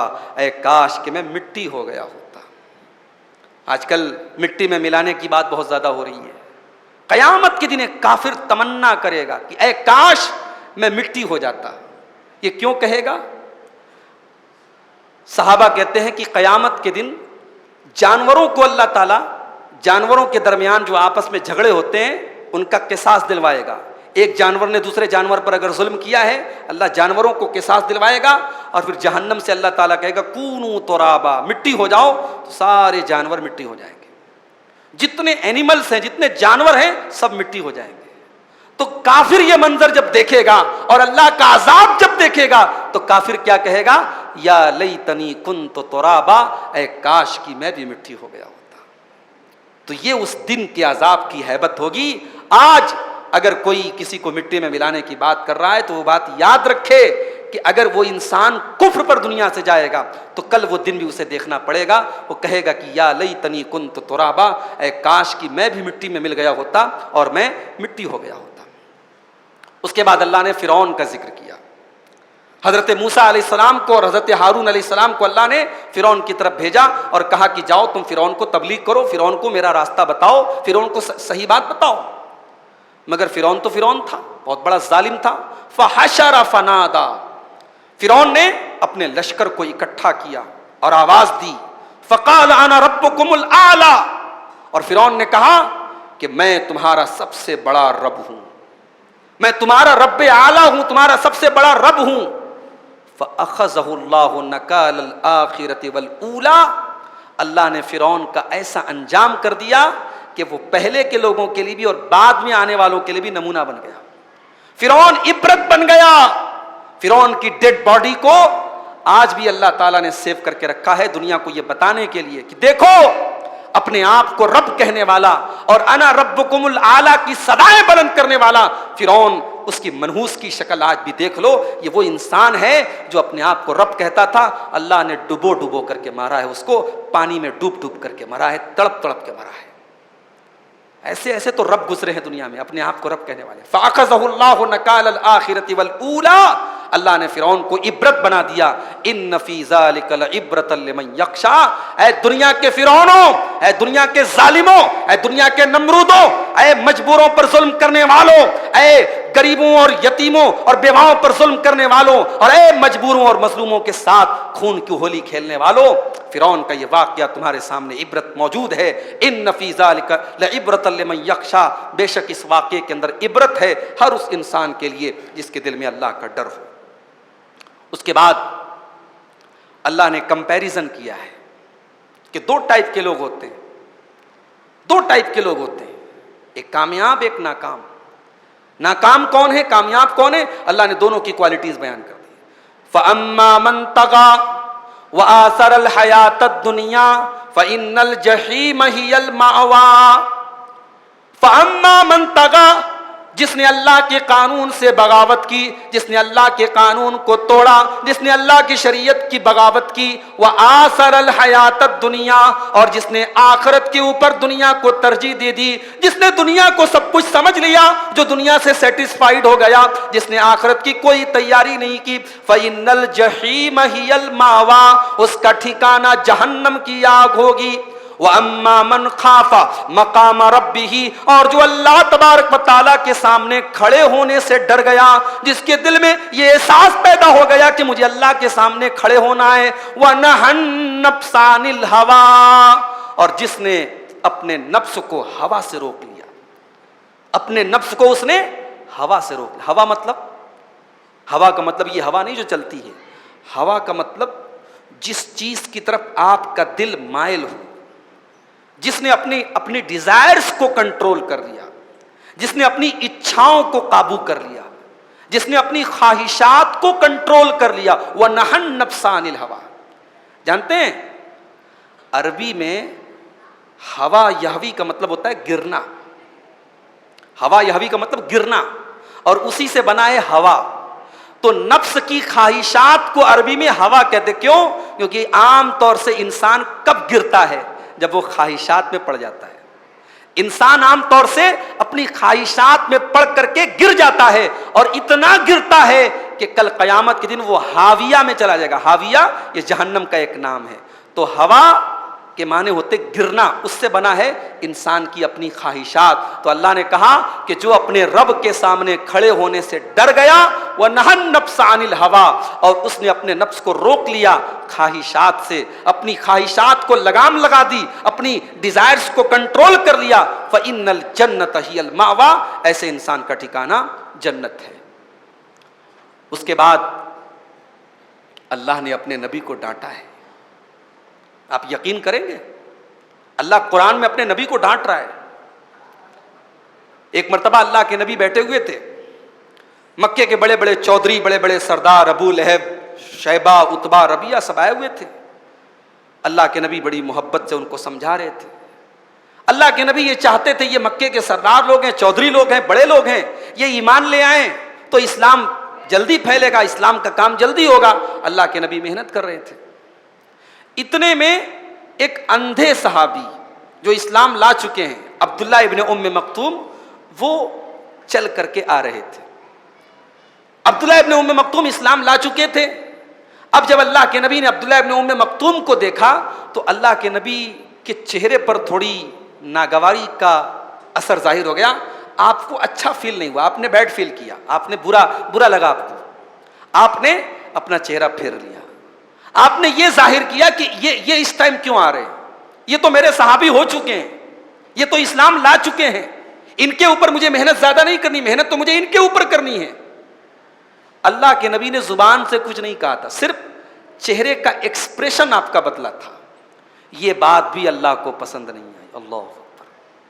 اور اللہ نے اپنے نبی کو ڈانٹا ہے، لیکن اس ڈانٹ میں بھی ایک پیار ہے. اللہ نے اپنے نبی کو بڑے پیار سے ڈانٹا ہے. اللہ نے ڈائریکٹ یہ نہیں بولا کہ اے نبی آپ نے ایسا کیا. اللہ نے غائب کا صیغہ استعمال کیا. اللہ نے فرمایا عبس وتولی ان جاءہ الاعمی. میرے نبی کے چہرے پر بل پڑ گئے، میرے نبی نے اپنا چہرہ گھما لیا. ابس وتولا، انہوں نے اپنا چہرہ گھما لیا، ان کے چہرے پر بل پڑ گئے اس بات پر کہ ایک اندھا ان کے پاس آ گیا۔ وما يدريك لعله يزكى، اے نبی آپ کو کیا پتا، شاید وہ جو اندھا آ رہا تھا وہ اپنا تزکیہ کرنے کے لیے آ رہا تھا، اپنے آپ کو پاک اور صاف کرنے کے لیے آ رہا تھا۔ او یذکر فتنفعہ الذکریٰ، اے نبی ہو سکتا ہے کہ وہ نصیحت حاصل کرتا، اس کو نصیحت کام دے دیتی، اس کو نصیحت فائدہ پہنچا دیتی۔ اما من استغنا، اے نبی جو بڑے بڑے لوگ ہیں جو آپ کی بات کو سننا بھی نہیں چاہتے، فانت لہ تصدی، آپ ان کے پیچھے پڑے ہوئے ہیں۔ واما من جاءک یسعی، اور جو خود چل کر کے آپ کے پاس آ رہا ہے۔ واما من جاءک یسعی، جو دوڑ کر کے آپ کے پاس آ رہا ہے۔ وہو یخشی، اور اس کے دل کے اندر اللہ کا ڈر بھی ہے۔ فانت عنہ تلہی، تو اے نبی اس کو دیکھ کر کے آپ منہ پھیر رہے ہیں۔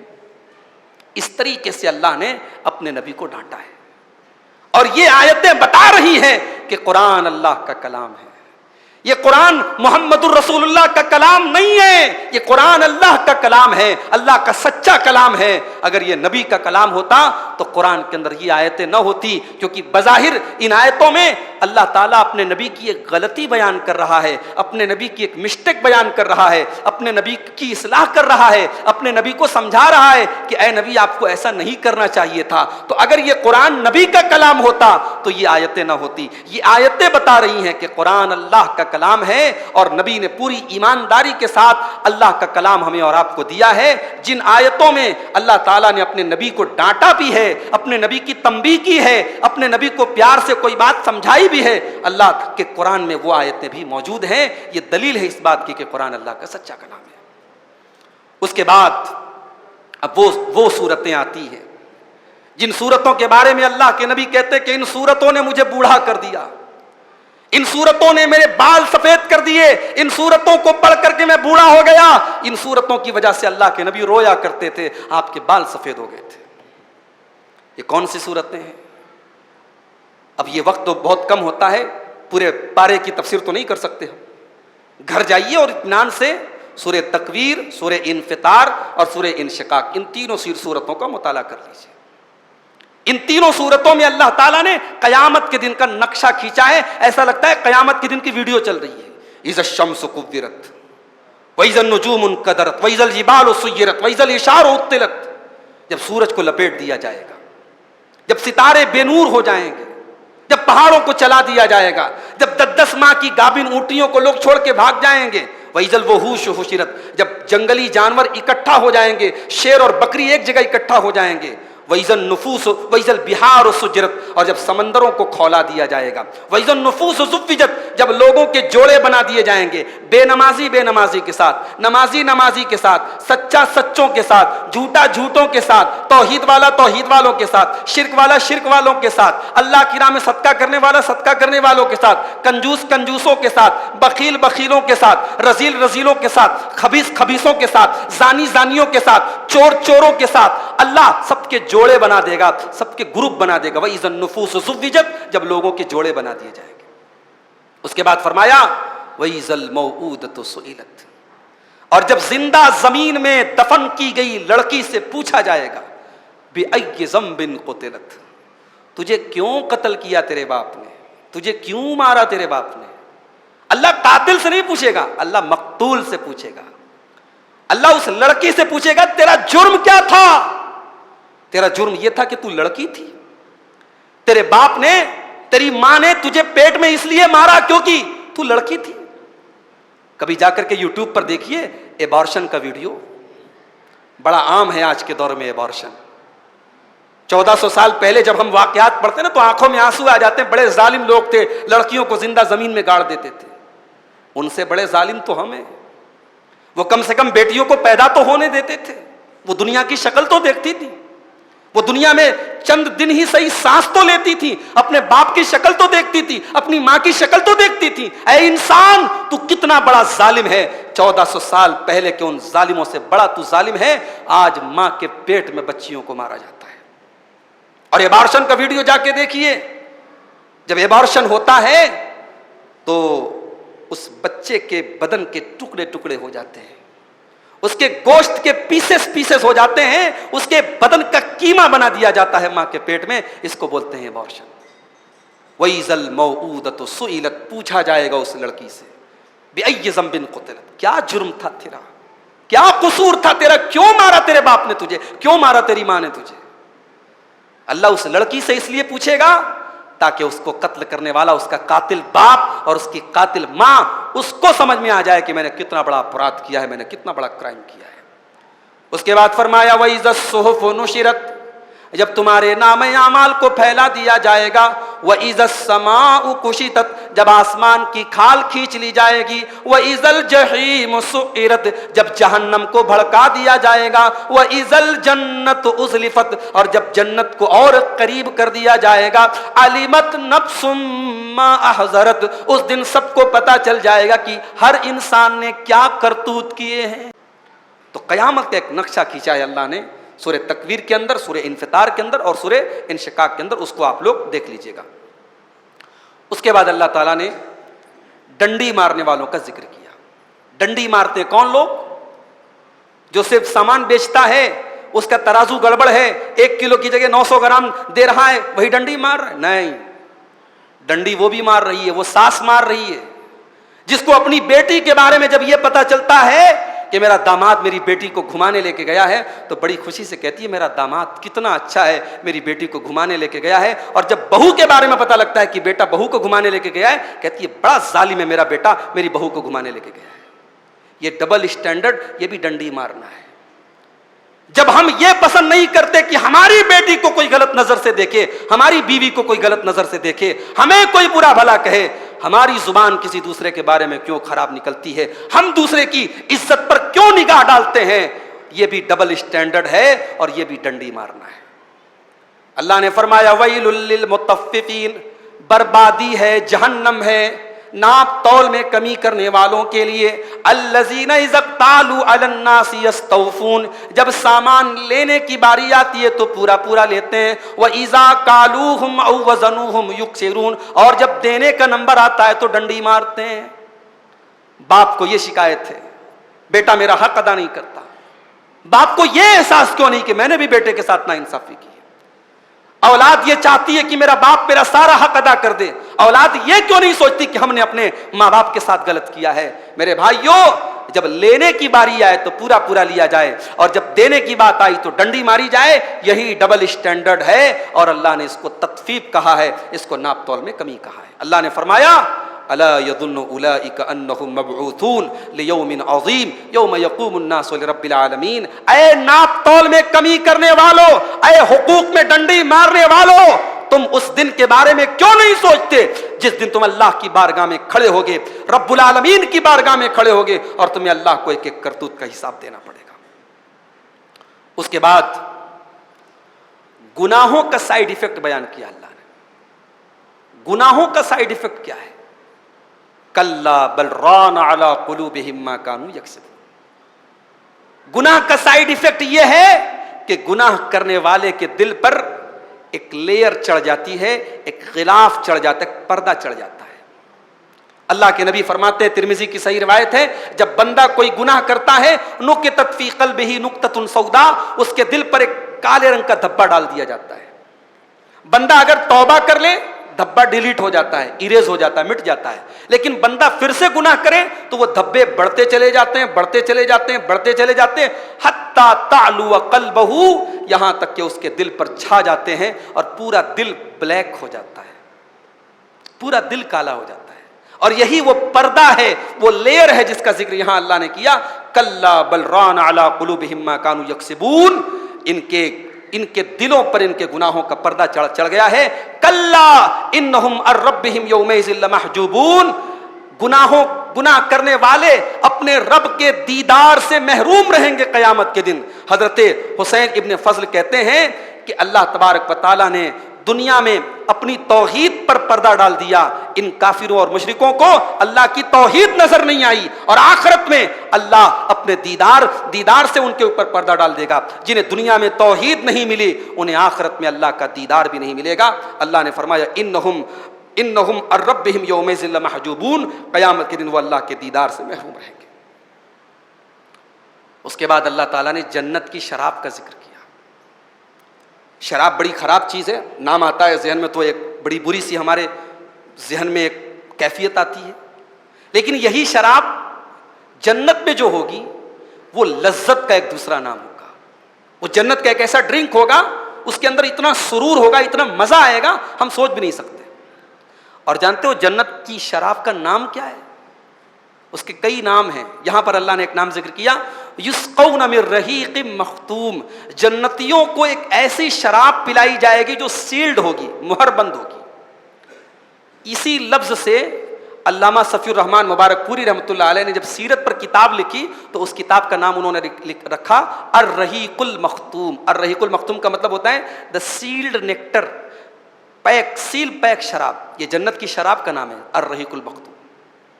تو اللہ نے کہا کہ جنتیوں کو دا سیلڈ نیکٹر پلائی جائے گی، سیل پیک شراب پلائی جائے گی. ختامہ مسک. اور وہ جب شراب پیئیں گے نا تو اس کا آخری گھونٹ جو ہوگا اس میں مشک کا مزہ آئے گا. مشک دنیا کی بہترین خوشبو ہوتی ہے. اس جنت کے ڈرنک میں جب وہ پیئیں گے تو اس کے لاسٹ میں ان کو مشک کا مزہ آئے گا. اور آگے اللہ نے فرمایا وَفِي ذَلِكَ فَلْيَتَنَافَسِ الْمُتَنَافِسُونَ. اے کمپٹیشن کرنے والوں، اے ریس کرنے والوں، اے مقابلہ کرنے والوں، اگر کرنا ہے تو اس کے لیے کمپٹیشن کرو. یہ ہے وہ چیز جس میں کمپٹیشن کرنا چاہیے. جانتے ہو اس سورت کے شروع میں اللہ نے ناپ تول میں کمی کا ذکر کیا، اور یہاں اللہ جنت کی شراب کا ذکر کر رہا ہے. گویا اللہ تبارک و تعالیٰ یہ سبق دے رہا ہے کہ میرے بندو، تم دنیا کی دولت کے لیے آپس میں کمپٹیشن کرتے ہو، حرام پیسہ کمانے کے لیے کمپٹیشن کرتے. ارے کمپٹیشن کرنا اس کے لیے کرو، جنت کے لیے کرو، اس جنت کی شراب کو پانے کے لیے کرو. وَفِي ذَلِكَ فَلْيَتَنَافَسِ الْمُتَنَافِسُونَ. اس جنت کی شراب کے لیے تمہیں کمپٹیشن کرنا چاہیے، مقابلہ کرنا چاہیے، ریس کرنا چاہیے. اس کے بعد اللہ تعالیٰ نے قیامت کے دن اچھے لوگوں کا نام اعمال داہنے ہاتھ میں ملے گا، برے لوگوں کا نام اعمال بائیں ہاتھ میں ملے گا. لیکن بائیں ہاتھ میں بھی پیٹھ کے پیچھے ملے گا، سامنے نہیں ملے گا، فیس ٹو فیس نہیں ملے گا. وَأَمَّا مَنْ أُوتِيَ كِتَابَهُ وَرَاءَ ظَهْرِهِ. جس کا نام اعمال اس کی پیٹھ کے پیچھے دیا جائے گا.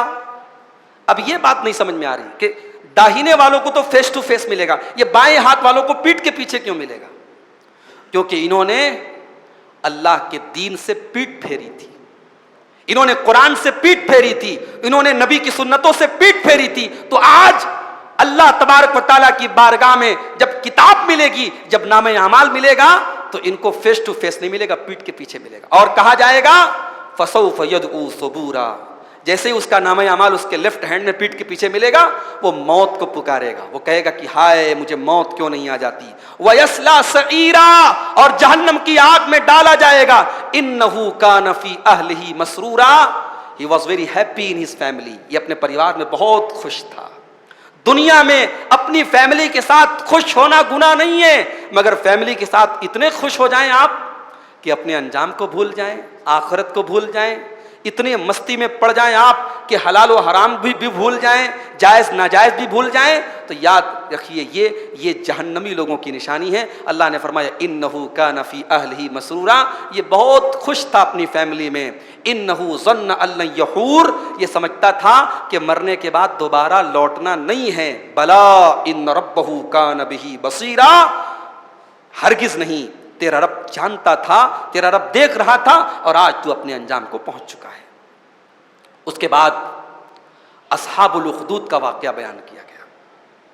اصحاب الاخدود کون تھے؟ اللہ کے کچھ موحد بندے تھے، نیک بندے تھے. ان کو اس دور کے بادشاہ نے ایمان لانے کی سزا میں زندہ جلا ڈالا. ایک بہت بڑی کھائی، ایک بہت بڑی خندق کھدوا دی، اور بچوں کو، عورتوں کو، بوڑھوں کو، جوانوں کو، سب کو اس آگ میں ڈال دیا. اللہ نے ان کا واقعہ ذکر کیا، فرمایا قتل اصحاب الاخدود. قتل کر دیے گئے اخدود والے، خندق والے، النار ذات الوقود، جس میں آگ بھڑک رہی تھی. اذ ہم علیہا قعود. اور یہ آگ لگانے والے کھڑے ہو کر کے تماشا دیکھ رہے تھے بیٹھ کر کے. ایمان والے جل رہے ہیں اور جلانے والے مزے سے دیکھ رہے ہیں. اللہ نے فرمایا وَهُمْ عَلَى مَا يَفْعَلُونَ بِالْمُؤْمِنِينَ شُهُودٌ. ایمان والوں کے ساتھ یہ جو کر رہے تھے सब देख रहे थे अपनी आंखों से। वमा नक़मू मिनहुम इल्ला अन युमिनु बिल्लाहिल अज़ीज़िल हमीद, और उन ईमान वालों का बस एक कसूर था, एक गलती थी, एक ही जुर्म था कि वो अल्लाह के मानने वाले थे, वो रब की तौहीद के मानने वाले थे। इस जुर्म की सजा में उनको जिंदा जला दिया जाएगा। अल्लज़ी लहू मुल्कुस समावाति वल अर्ज़, ऐ मेरे मोमिन बंदों को जलाने वाले जालिमों, उस अल्लाह को याद करो जिसके हाथ में आसमान और जमीन की बात चाहते। आज एक मुल्क के हुक्मरां बन गए, आज एक स्टेट के हुक्मरां बन गए, आज एक जिले के, एक इलाके के, एक मोहल्ले के, गांव की हुकूमत तुम्हें मिल गई तो तुम नाज करने लगे। उस अल्लाह के पावर से डरो, उस अल्लाह की ताकत से डरो। अल्लज़ी लहू मुल्कुस समावाति वल अर्ज़, जिसके हाथ में आसमानों और ज़मीन की बात चाहते। वल्लाहु अला कुल्लि शैइन शहीद, अल्लाह हर चीज़ पर निगरां है, अल्लाह सब देख रहा है। इन्नल्लज़ीना फ़तनुल मुअमिनीन वल मुअमिनात थुम्मा लम यतूबू फलहुम अज़ाबु जहन्नम वलहुम अज़ाबुल हरीक़, जिन लोगों ने हमारे मोमिन बंदों और बंदियों को आग में जलाया है और फिर तौबा नहीं किए हैं, हम भी उनको जलाएंगे, जहन्नम की आग में डालेंगे। इमाम हसन बसरी जब इस आयत को पढ़ते थे तो रोने लगते थे और कहते थे जरा उस अल्लाह का करम तो देखो, उस अल्लाह की रहमत तो देखो, उस अल्लाह की जूदो सखा तो देखो कि उसके वलियों को कत्ल किया है इन्होंने, उसके वलियों को जिंदा आग में जलाया है इन्होंने, मगर उनको भी अल्लाह तौबा की दावत दे रहा है। अल्लाह कह रहा है इन्होंने मेरे मोमिन बंदों को जलाया और फिर तौबा नहीं की तो इनको हम आग में जलाएंगे, यानी अगर इन्होंने तौबा कर ली होती तो हम माफ कर देते। इमाम हसन बसरी कहते हैं जरा देखो अल्लाह की रहमत देखो, जरा देखो अल्लाह का करम देखो कि उसके वलियों को कत्ल किया है, इसके बावजूद अल्लाह उनको तौबा की दावत दे रहा है। इतना रहीम है, इतना करीम है, इसलिए उस अल्लाह से रहमत की उम्मीद रखो और अपने गुनाहों से बाज आ जाओ। उसके बाद सूरह आला आती है जो हम जुमा की नमाज में सुनते रहते हैं, फज़क्किर इन नफ़अतिज़ ज़िक्रा, फज़क्किर इन नफ़अतिज़ ज़िक्रा, ऐ नबी आप नसीहत कीजिए मगर सबको नसीहत मत कीजिए। जहां नसीहत काम आए, जहां नसीहत फायदा दे वहां नसीहत कीजिए। सामने वाला हमारी बात सुनने को तैयार ही नहीं और हम उसको पिलाए जा रहे हैं, बंद कर दो भाई, स्टॉप इट, बंद कर दो। जहां आपकी नसीहत काम न करे छोड़ दो ऐसे आदमी को। जहां लोग आपकी बात सुनने को तैयार नहीं है किसी दूसरे को तलाश करो। फज़क्किर इन नफ़अतिज़ ज़िक्रा, ऐ नबी नसीहत कीजिए जहां पर नसीहत काम आए। उसके बाद सूरह गाशिया आती है, वजूहुन यौमइज़िन खाशिया आमिलतुन नासिबा, क़यामत के दिन कुछ चेहरे झुके हुए होंगे, डरे हुए होंगे, आमिलतुन नासिबा, बहुत अमल करके आए हुए होंगे, थके हारे होंगे, दुनिया में बहुत अमल करके आए होंगे, रात रात भर नमाज पढ़ के आए होंगे, रात रात भर कब्रिस्तान में दुआएं पढ़ के आए होंगे, आमिलतुन नासिबा, बहुत अमल करके आए होंगे, थके हारे होंगे, मगर उनका अमल अल्लाह के यहाँ काम नहीं आएगा। तस्ला नारन हामिया, वो भड़कती हुई जहन्नम की आग में डाले जाएंगे। क्यों? क्योंकि उनका अमल सुन्नत के मुताबिक नहीं था, उनके अमल में इखलास नहीं था। तो अल्लाह के यहाँ बहुत अमल करके थके हुए लोग भी जहन्नम की आग में डाले जाएंगे, सिर्फ इसलिए क्योंकि उनका अमल सही नहीं होगा। उसके बाद सूरह ज़ुहा आती है, अल्लाह ने फरमाया व अम्मा बिनिअमत रब्बिका फहद्दिस, ऐ नबी अपने रब की नेमतों को बयान कीजिए। अल्लाह ने दौलत दी है आपको, कोई मसला नहीं, आप बयान कीजिए। कभी कभी अल्लाह की नेमत को बयान करने से इंसान के अंदर शुक्र का जज्बा पैदा होता है। हाँ, जहां यह डर हो कि सामने वाला हसद करेगा वहां अवॉइड कीजिए।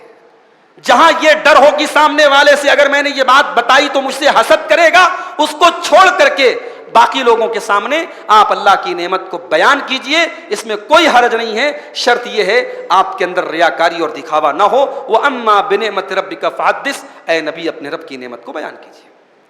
उसके बाद सूरह इंशिरा आती है, अलम नशरह लक सदरक, ऐ नबी क्या हमने आपके सीने को खोला नहीं है।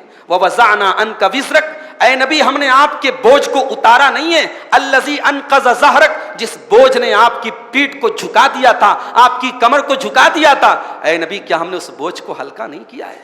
ऐ नबी जब कुरान की पहली वही आपके ऊपर उतरी, आप अपनी जान के खतरे से डरे हुए थे, आपको लग रहा था आप ये जिम्मेदारी नहीं उठा पाएंगे, मगर आज हमने आपका काम आसान कर दिया, आपके बोझ को हमने हल्का नहीं कर दिया। व रफ़अना लक ज़िक्रक, और ऐ नबी کیا ہم نے آپ کا ذکر بلند نہیں کر دیا؟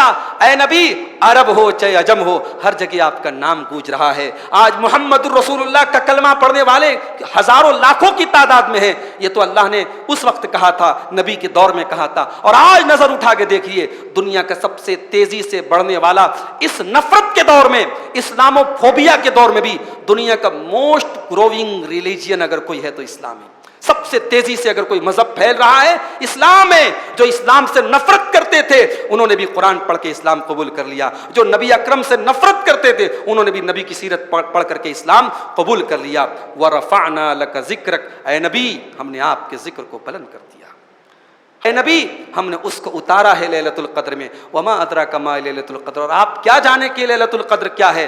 لیلۃ القدر خیر من الف شہر، لیلۃ القدر 1000 مہینے سے بہتر ہے، برابر نہیں ہے۔ ہم لوگ کیلکولیٹر جوڑتے ہیں دیکھ کر کے کہ 1000 مہینے میں کتنے سال ہوتے ہیں، 84 پوائنٹ سم تھنگ، 84 سال سے کچھ زیادہ ہوتے ہیں، تو ہم لوگ یہ سمجھتے ہیں کہ لیلۃ القدر کا ثواب، ایک رات کا ثواب 84 سال کے برابر ہے۔ برابر نہیں ہے، اللہ نے برابر نہیں کہا، اللہ نے کہا خیرun، بہتر ہے۔ کتنا بہتر ہے یہ اللہ ہی جانتا ہے۔ اس امت پر اللہ کا بہت بڑا انعام ہے، اللہ نے ہم کو لیلۃ القدر دی ہے۔ ایک رات کی عبادت، ایک رات کی تلاوت، ایک رات کا قیام اللیل، ایک رات کی دعا 1000 مہینوں سے بہتر ہے۔ اللہ نے لیلۃ القدر کی شکل میں اس امت کو اتنا بڑا انعام دیا ہے۔ اس کے بعد سورہ کوثر آتی ہے، انا اعطیناک الکوثر، اے نبی ہم نے آپ کو کوثر دیا ہے۔ یہ کوثر کیا ہے؟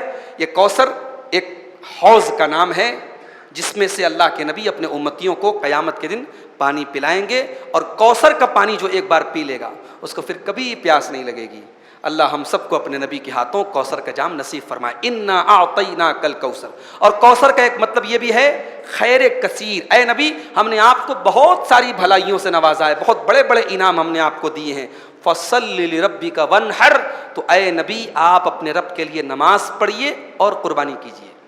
تو پہلے نماز ہے پھر قربانی ہے، اس لیے بقرعید کی جو نماز ہوتی ہے، عید الاضحیٰ کی نماز، اس میں نماز ہم پہلے پڑھیں گے اور قربانی بعد میں کریں گے، لیکن عید کے موقع پر صدقہ فطر پہلے دیں گے اور عید کی نماز بعد میں پڑھیں گے۔ اگر صدقہ فطر عید کی نماز کے بعد دیں گے تو صدقہ فطر ادا نہیں ہوگا، اور قربانی اگر عید کی نماز کے پہلے کر دیں گے تو وہ قربانی نہیں ہوگی۔ تو یہاں اسی لیے اللہ نے پہلے نماز کا ذکر کیا، اس کے بعد قربانی کا ذکر کیا۔ فصلی لربک وانحر، اے نبی اپنے رب کے لیے آپ نماز پڑھیے، اپنے رب کے لیے آپ قربانی کیجیے۔ ان شانئک هو الابتر، اے نبی آپ کے دشمن آپ کے بارے میں کہتے ہیں کہ محمد تو بے اولاد ہے، محمد کی تو نسل چلنے والی نہیں ہے، محمد کی تو دم کٹی ہے، نعوذ باللہ، محمد کا تو کوئی ان کے بعد نام لینے والا نہیں رہے گا۔ ان شانئک هو الابتر، اے نبی جس ابو جہل نے آپ کو یہ گالی دی ہے، جس ابو لہب نے آپ کو گالی دی ہے، اب کون یاد رکھے گا ابو جہل کو، اور کون یاد رکھے گا ابو لہب کو؟ آپ کا نام تو قیامت تک لیا جائے گا۔ اے نبی آپ کا دشمن ابتر ہے، آپ کے دشمن کی دم کٹی ہے، آپ کے دشمن کو کوئی یاد کرنے والا نہیں ہوگا، مگر آپ کو یاد کرنے والے کروڑوں کی تعداد میں ہوں گے۔ ان شانئک هو الابتر، آپ کا دشمن ہی دم کٹا ہوا ہے۔ اس کے بعد سورہ عصر آتی ہے۔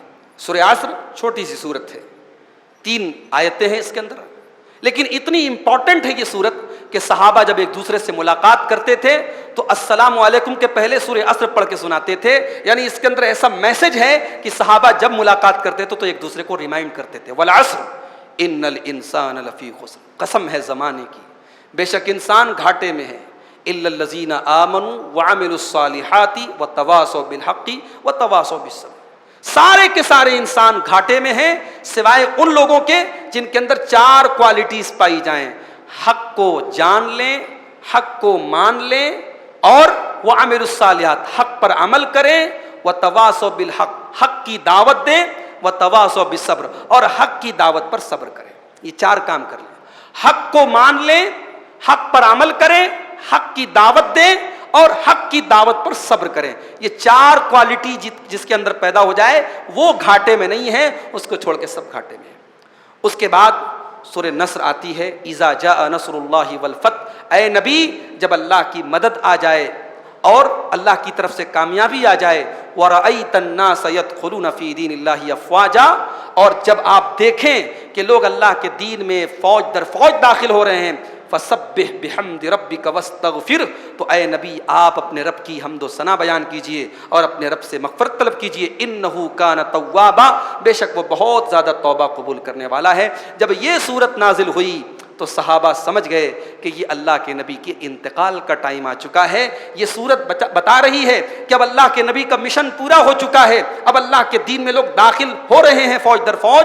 جب یہ آیت نازل ہوئی، یہ صورت نازل ہوئی، صحابہ کرام میں حضرت ابو بکر صدیق رضی اللہ تعالیٰ عنہ اور دیگر صحابہ سمجھ گئے کہ اللہ کے نبی کی وفات کی خبر اس کے اندر آئی ہے۔ اور اس سے ایک سبق یہ بھی ملا کہ جب بھی کوئی بڑا کام پورا ہو تو بڑے کام کے اینڈ میں ہم اللہ سے استغفار کریں۔ اس لیے آپ دیکھیے جب ہم نماز پڑھتے ہیں نا، سلام پھیرنے کے بعد ہم کیا کہتے ہیں؟ اللہ اکبر، استغفر اللہ، استغفر اللہ، استغفر اللہ۔ ہم 3 بار استغفار کیوں کرتے ہیں بھائی؟ استغفار کا مطلب تو اللہ سے معافی مانگنا ہوتا ہے۔ ہم تو نماز پڑھ کے بیٹھے ہیں، اللہ کا کام کر کے بیٹھے ہیں، مگر ہم استغفر اللہ پڑھتے ہیں۔ کیوں پڑھتے ہیں؟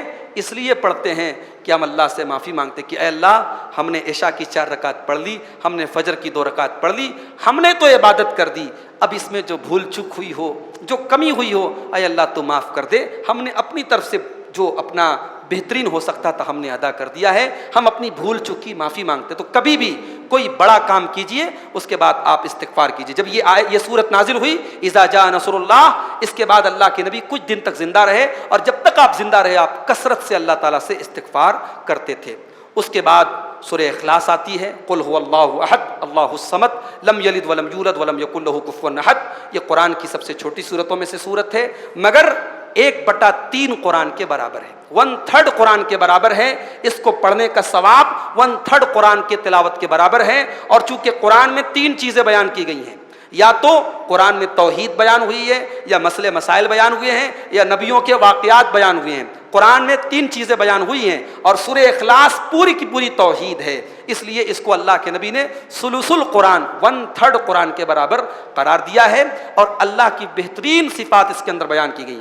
اے نبی آپ کہہ دیجئے اللہ ایک ہے، اللہ الصمد، اللہ بے نیاز ہے، اللہ کی ضرورت سب کو پڑے گی، اللہ کو کسی کی ضرورت نہیں پڑے گی۔ لم یلد ولم یولد، نہ اس کا کوئی بیٹا ہے نہ وہ کسی کا بیٹا ہے، نہ اس کی کوئی اولاد ہے نہ وہ کسی کی اولاد ہے، ولم یکن لہ کفوا احد، اور نہ اس کے کوئی برابر ہے۔ اس کے بعد قرآن کی لاسٹ 2 سورتیں آتی ہیں، سورہ فلق اور سورہ ناس۔ سورہ فلق کے اندر بھی اللہ کی پناہ مانگی گئی ہے، سورہ ناس کے اندر بھی اللہ کی پناہ مانگی گئی ہے، مگر فرق کیا ہے؟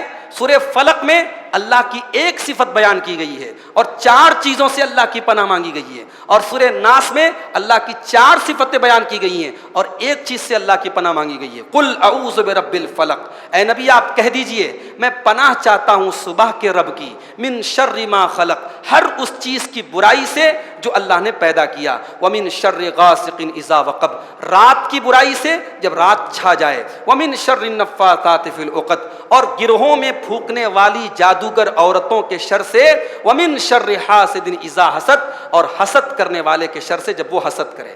تو یہ 4 ڈینجرس چیزیں ہیں۔ پہلی چیز کیا ہے؟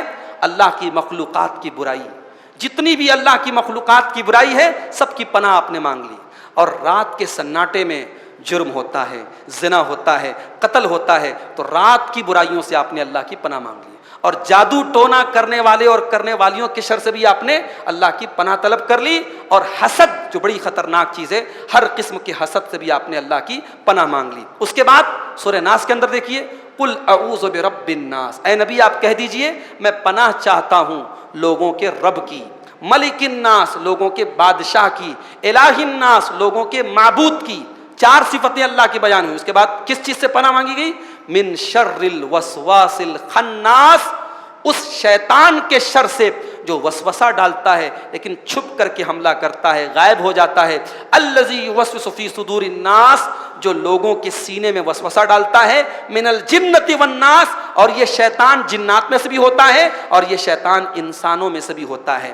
تو یہ قرآن کی لاسٹ 2 سورتیں ہیں، ان کو معوذات بھی کہا جاتا ہے، ان کے ذریعے اللہ کی پناہ مانگی جاتی ہے۔ اللہ کے نبی ان کو پڑھ کے دم کرتے تھے۔ حضرت عائشہ کہتی ہیں جب یہ دونوں صورتیں نازل ہو گئیں تو بیماری کے موقع پر اللہ کے نبی اسی کو پڑھ کے دم کرتے تھے. جب آپ کے بدن میں کہیں تکلیف ہوتی تھی آپ معوذتین پڑھ کر کے اپنے ہاتھوں پر دم کرتے تھے اور اپنے پورے بدن میں جہاں تک آپ کا ہاتھ جاتا تھا آپ اس کو پھیر لیتے تھے. جب اللہ کے نبی بیمار ہو گئے اور مرض الموت میں آپ مبتلا ہو گئے تو اماں عائشہ فرماتی ہیں کہ میں آپ کے ہاتھوں پر پڑھ کے دم کرتی تھی اور آپ کے ہاتھوں کو آپ کے بدن پر پھیرتی تھی تاکہ آپ کے ہاتھوں کی برکت سے آپ جلدی سے ٹھیک ہو جائیں. تو بچے اگر بیمار ہو جائیں, گھر میں کسی کو کوئی تکلیف ہو جائے تو آپ دوا کے ساتھ دعا بھی کریں اور اس کو یاد کر لیں سورہ فلق اور سورہ, ہمارے یہاں چاروں کل کہا جاتا ہے تو چاروں کل, یہاں چاروں کل کی ضرورت نہیں ہے. اگر کوئی بیمار ہے پڑھ کے دم کرنا ہے تو وہاں دو کل پڑھا جائے گا. کسی جگہ دو کل کا ذکر ہے سورہ فلق اور سورہ ناس کا, اور کسی حدیث میں سورہ اخلاص کو بھی شامل کیا گیا ہے. تو قل یا ایھا الکافرون کا یہاں کام نہیں ہے. اگر کسی کو پڑھ کے دم کرنا ہے تو آپ قل ھو اللہ احد, قل اعوذ برب الفلق اور قل اعوذ برب الناس اس کو پڑھ کر کے دم کریں گے. اسی کے ساتھ قرآن کے 30ویں پارے کی بھی منتخب آیات کی تفسیر پوری ہوئی. اللہ کے فضل و کرم سے, اس کی توفیق سے رمضان کے اس مقدس مہینے میں ہم نے آپ کے سامنے قرآن کی کچھ چنندہ آیتوں کو, ان کے ترجمے کو, ان کی تفسیر کو پیش کیا ہے. اس میں جو صحیح چیزیں تھیں وہ اللہ کی طرف سے تھی, جو غلط چیزیں تھیں اس میں میری اپنی غلطی اور اپنی خطا اور اپنے نفس کا شر شامل ہے. اللہ ہماری خطاؤں کو معاف فرمائے. اللہ قرآن پر ہم سب کو غور کرنے کی توفیق دے. اللہ جس طریقے سے ہم رمضان کے مہینے میں قرآن سے جڑے ہیں, سال کے باقی کے 11 مہینوں میں اللہ ہمیں قرآن سے جڑنے کی توفیق عطا فرمائے. اللہ قرآن کو ہماری زندگیوں میں برکت کا سبب بنا دے. اللہ ہم سب کو قرآن پر غور کرنے والا بنا دے. جنہوں نے ہم میں سے قرآن کو نہیں پڑھا ہے اللہ انہیں پڑھنے کی توفیق دے. جنہوں نے پڑھا ہے انہیں سمجھنے کی, غور کرنے کی توفیق دے.